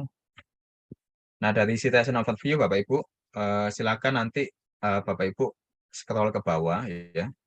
Nah, kalau saya biasanya langsung saya tampilkan di sini Bapak Ibu ya. Ini kan display 20 artikel ya. Nah, supaya kita lebih fleksibel Bapak Ibu ya, ini Bapak Ibu tambahkan saja ke katakan 100 gitu ya. Boleh 50, boleh 100 ya. Nanti kalau dokumennya masih kurang dari 20 ya Bapak Ibu gunakan aja default gitu ya, 20 artikel yang nampak di sini ya. Nah, nanti dari sini Bapak Ibu ya, silakan Bapak Ibu di sort ya, di sort ini. Nah, citizen count ya.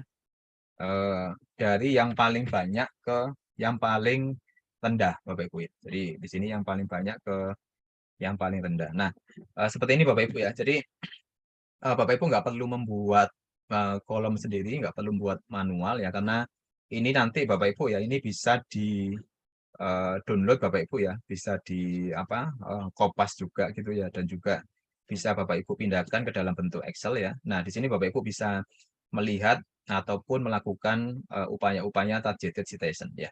Nah, misal di dalam case saya Bapak Ibu ya, high index saya kan di sini 19 Bapak Ibu ya, dengan 165 dokumen yang dikutip ya.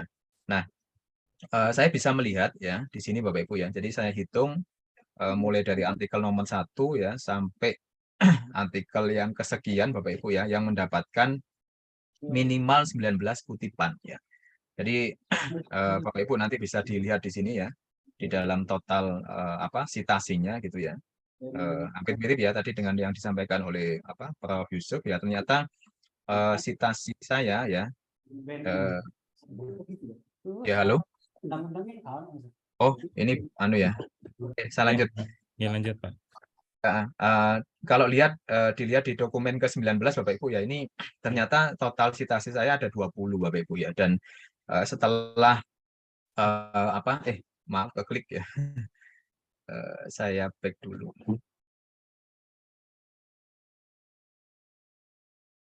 Ya, ini mohon maaf agak delay Bapak Ibu ya. Ya, bentar-bentar. Ini kok jadinya saya ulang kembali Bapak Ibu ya. Jadi Bapak Ibu ke Scopus ID masing-masing ya. Setelah itu Bapak Ibu klik view citizen ya, citizen overview. Nah, setelah itu Bapak Ibu jangan lupa ini diubah ya ke sortingnya ya, jumlah dokumennya sebanyak-banyaknya aja Bapak Ibu ya, kalau memang dokumennya banyak. Tapi kalau enggak ya default 20 dokumen. Oh, ini sudah 100 ya. Nah, Bapak Ibu tinggal sort ya nanti ya. Di sort aja di sini.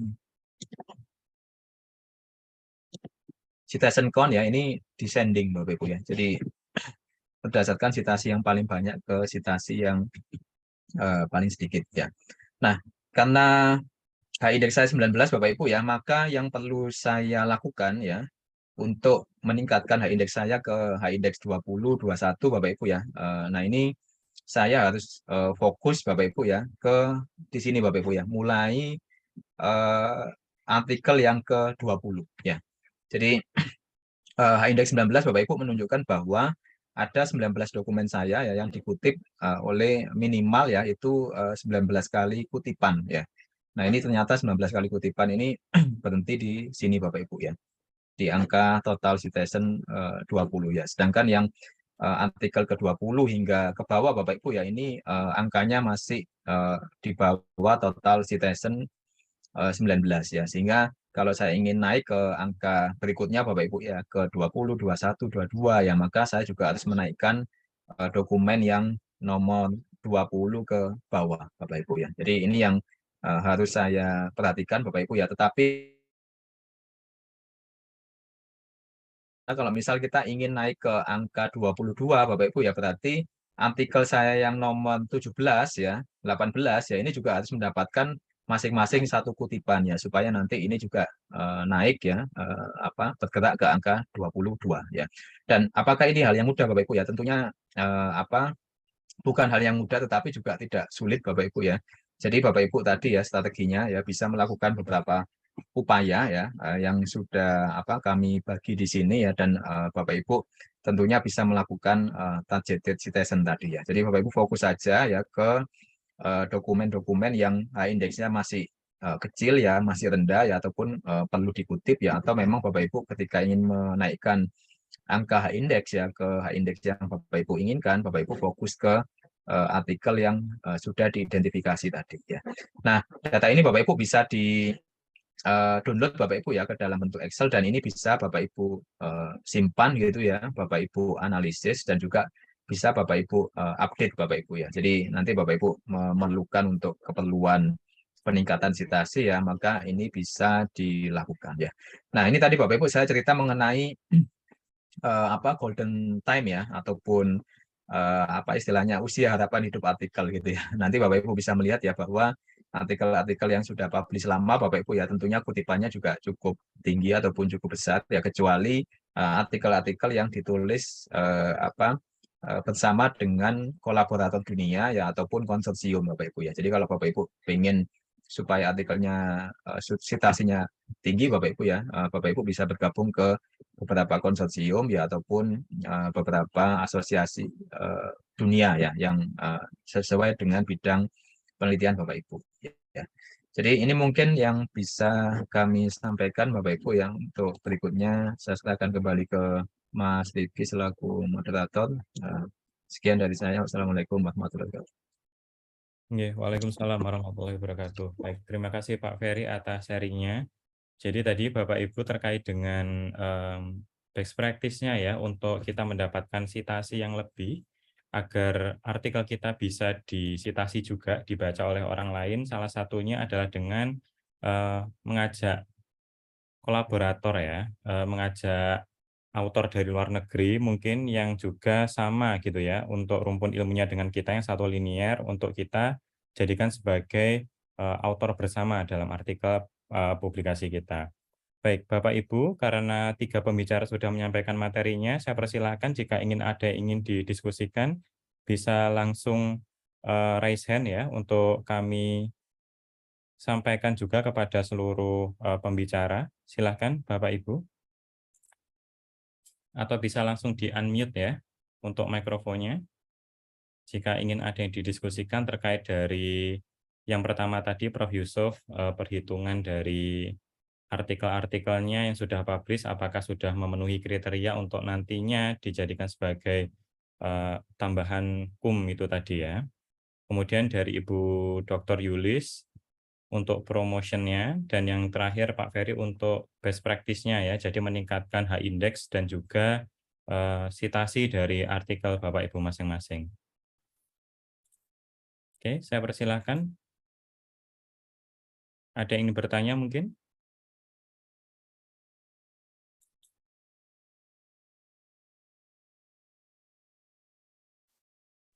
Sangat jelas.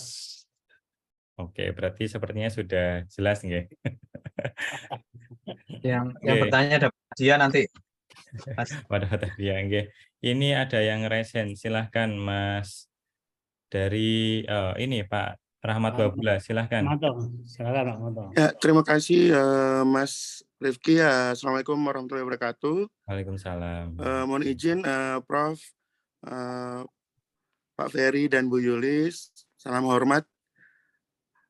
Ini saya tanyakan Prof, ataupun juga mungkin dari Pak Ferry juga ya, terkait dengan bagaimana terkait dengan solusi, misalnya untuk jurnal yang terakreditasi Sinta itu tidak muncul pada akun Sinta penulis. Mungkin bisa dibagi solusinya gitu ya Pak Ferry. Karena kebanyakan itu ada yang tidak muncul seperti itu. Terima kasih. Baik, terima kasih Pak Rahmat Wabula.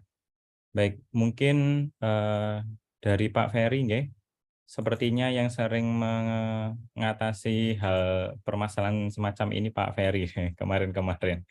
Banyak artikel yang sudah publish namun tidak muncul di akun Sinta penulis. Nggih, pripun Pak Ferry? Ya, baik, makasih Pak Rahmat Wabula. Ini dari Sulawesi ya, Pak Rahmat? Dari Ambon, Pak. Oh ya ya, ya ampun manis ya. Jadi terkait dengan ini ya, apa dokumen-dokumen di Sinta ya itu ada beberapa. Kalau misal belum muncul di apa Sinta ID-nya ya, Pak Rahmat Wabula, nanti bisa dicek kembali. Yang pertama adalah konsistensi ID ya. Nah, ID di dalam Sinta itu ada beberapa yang dipakai ya. Yang pertama adalah ID Scopus ya, lalu yang kedua adalah ID WOS, lalu yang ketiga adalah ID Garuda ya. Nah, 3 ID ini harus sesuai, harus sinkron dan juga harus single ya. Karena biasanya yang terjadi di dalam prakteknya ya 3 ID ini multiple ya. Jadi ID Scopus ada beberapa ya, apalagi kalau namanya seperti ini ya, apa nama-nama satu suku kata gitu ya. Misal namanya hanya Wabula gitu aja ya, atau nggak konsisten menuliskan first name, middle name dan juga last name-nya ya, atau juga bisa jadi tidak konsisten di dalam menuliskan afiliasinya. Nah, itu bisa apa kemungkinan akan muncul multiple ID ya, dan ini juga akan mengganggu tentunya di dalam proses sinkronisasi. Jadi ketika disinkronize dari 3 ID ini nggak akan nyambung gitu ya, nggak akan muncul ya, dan juga apa imbasnya adalah di dalam ID Sinta kita ya, artikelnya tidak akan muncul di sana. Itu yang pertama ya, terkait dengan apa konsistensi 3 ID gitu ya yang digunakan ya. Lalu yang kedua adalah sinkronisasi. Jadi sinkronisasi ini biasanya di Sinta ini dilakukan dari 2 belah pihak ya. Yang pertama adalah penulis, yang kedua adalah verifikator dari lembaga ya. Nah, dari penulis ini juga diberikan kesempatan ya untuk melakukan sinkronisasi apa 1 kali ya dalam 7 hari ya. Jadi silakan nanti penulis juga bisa melakukan sinkronize ya. Tetapi kalau misal dirasa urgent penting ya, Bapak Ibu nanti bisa kontak verifikator Sinta di masing-masing institusi. Nah, itu untuk yang verifikator ya, tidak dibatasi waktu ya, unlimited ya, kapanpun dimanapun bisa melakukan sinkronisasi. Bahkan misal apa butuhnya detik ini jam ini gitu ya, Bapak Ibu bisa langsung melakukan synchronize ya, dan itu bisa langsung muncul ya di ID Sinta Bapak Ibu ya. Yang penting tadi ya apa antrian yang ada di Sinta pusat ya itu tidak terlalu banyak ya. Biasanya kalau enggak apa masa-masa cuci gudang kayak tahun lalu ya, in passing ya, itu nggak akan terlalu banyak ya antriannya ya, apalagi minggu-minggu ini Bapak Ibu ya itu cukup cepat ya. Jadi apa antriannya cukup 10 ya, 10 menit ya, 20 menit atau maksimal 1 jam gitu ya, supaya muncul di Sinta ID-nya ya. Lalu berikutnya Bapak Ibu yang Bapak Ibu wajib lakukan adalah selalu memastikan gitu ya bahwa apa artikel-artikel ya ataupun apapun yang muncul di dalam platform Sinta Bapak Ibu yaitu merupakan artikel-artikel yang memang nantinya akan diajukan untuk angka kredit gitu ya. Jadi kalau misal ada beberapa artikel yang memang tidak ingin Bapak Ibu muncul ataupun nampak ya, nanti silakan koordinasi dengan apa verifikator Sinta gitu ya. Karena verifikator Sinta ini yang bisa meng-hide ya, ataupun mendelete ataupun mendisable Bapak Ibu ya artikel-artikel yang ada di dalam Sinta apa ID Bapak Ibu masing-masing. Mungkin itu Mas Devi ya. Baik, terima kasih atas feedback-nya Pak Ferry. Mungkin sudah jelas Pak Rahmat Wabula. Tadi ada beberapa Ya, terima aspek kasih yang Mas, sudah jelas. Terima kasih. Oke, baik, matur nuwun. Ada lagi yang ingin ditanyakan Bapak Ibu? Mas sepertinya di itu Iya, kolom di chat kolom tetap chat ada ya. Oke, baik. Dari Ibu Heni, nggih, terima kasih atas materi kepada seluruh pemateri. Berapa persen artikel sendiri yang perlu kita sitasi di setiap artikel yang akan kita publish untuk meningkatkan sitasi kita? Terima kasih. Mungkin ini terkait dengan materi yang disampaikan oleh Pak Ferry tadi, nggih. Monggo Pak Ferry bisa langsung ditanggapi.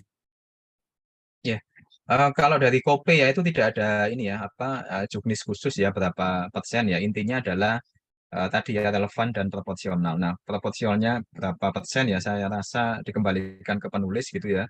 Misal kita punya 100 dokumen kan nggak mungkin ya dalam satu artikel itu 100% gitu ya ataupun 75%, 50% citasinya berasal dari tulisan kita sendiri gitu ya. Jadi Bapak Ibu nanti bisa melakukan estimasi gitu ya atau mungkin bagi kita sudah punya sense of ethical publication gitu ya. Kira-kira berapa sih pantasnya gitu ya kalau misal saya bicara mengenai statement ini ya, statement A, statement B, statement C gitu ya. Ini kira-kira kutipan yang mana yang harus saya pakai ya. Jadi intinya Bapak Ibu Kope sendiri tidak ini ya merilis persentase ya ataupun berapa yang harus muncul di sana ya. Nah, itu Bapak Ibu sendiri sebagai penulis gitu ya. Tetapi Bapak Ibu mungkin untuk golden standard ya supaya Bapak Ibu nggak bingung ya di dalam indeksasi WOS ya Web of Science Clarivate Analytics ya. Self citation itu untuk jurnal Bapak Ibu ya itu dibatasi maksimal 20%. Jadi mungkin Bapak Ibu bisa mengacu ke sana gitu ya karena semakin banyak self citation ya maka itu akan menurunkan impact factor ya ataupun faktor dampak ya. Jadi silakan Bapak Ibu mau mengacu ke sana ataupun tadi ya menggunakan kopi relevan dan proporsional ya itu juga bisa dipakai ya. Terima kasih. Oke, baik, matur nuwun atas jawabannya Pak Ferry. Selanjutnya ada pertanyaan untuk ini Prof Yustus sudah langsung dijawab ya Prof di kolom chat nggih. Oke, baik, matur nuwun. Sudah ditanggapi juga oleh Ibu Emi dari Fakultas Keperawatan Jember. Baik, Bapak Ibu, ada lagi yang ingin didiskusikan? Oke. Jika tidak ada, bisa kita cukupkan untuk diskusi pada sore hari ini, nggih. Baik, terima kasih kepada Bapak Ibu semua, senior, rekan sejawat yang sudah berkenan untuk menghadiri acara The Impact pada sore hari ini. Semoga beberapa materi serta diskusi yang tadi sudah disampaikan bisa memberikan paling tidak panduan nggih kepada Bapak Ibu semua agar artikel yang sudah dilakukan publikasi pada beberapa jurnal itu nanti bisa digunakan sebagai syarat untuk ini ya pengajuan jabatan juga, nilainya juga sesuai dengan yang diharapkan oleh Bapak Ibu semua, serta untuk publikasi selanjutnya bisa sesuai ya dengan ilmu yang rumpun ilmu yang Bapak Ibu semua dalami gitu ya. Jadi jangan sampai nanti pada saat pengajuan jabatan selanjutnya publikasi artikelnya tidak terhitung atau mungkin terhitung namun nilainya tidak maksimal seperti itu Bapak Ibu. Baik, untuk rekamannya nanti akan kami share juga pada grup chat WhatsApp ya. Namun sebelumnya akan kita upload terlebih dahulu di YouTube Fakultas Keperawatan UNER. Sekali lagi terima kasih atas waktu dan juga terima kasih atas seluruh pembicara. Jangan lupa foto. Oh ya, foto dulu ya Pak ya. Oke, baik. Baik, saya izin foto ya dari screen pertama terlebih dahulu. Ini ada 5 screen ya Bapak Ibu. Saya pandu untuk screen yang pertama. Baik, 1, 2, 3. Oke, untuk screen yang kedua, 1, 2, 3. Baik, screen ketiga, 1, 2, 3. Oke, keempat, 1, 2, 3. Dan yang terakhir screen kelima, 1, 2, 3. Nggih, matur nuwun Bapak Ibu atas rawuhnya. Terima kasih, semoga bermanfaat. Saya tutup. Assalamualaikum warahmatullahi wabarakatuh.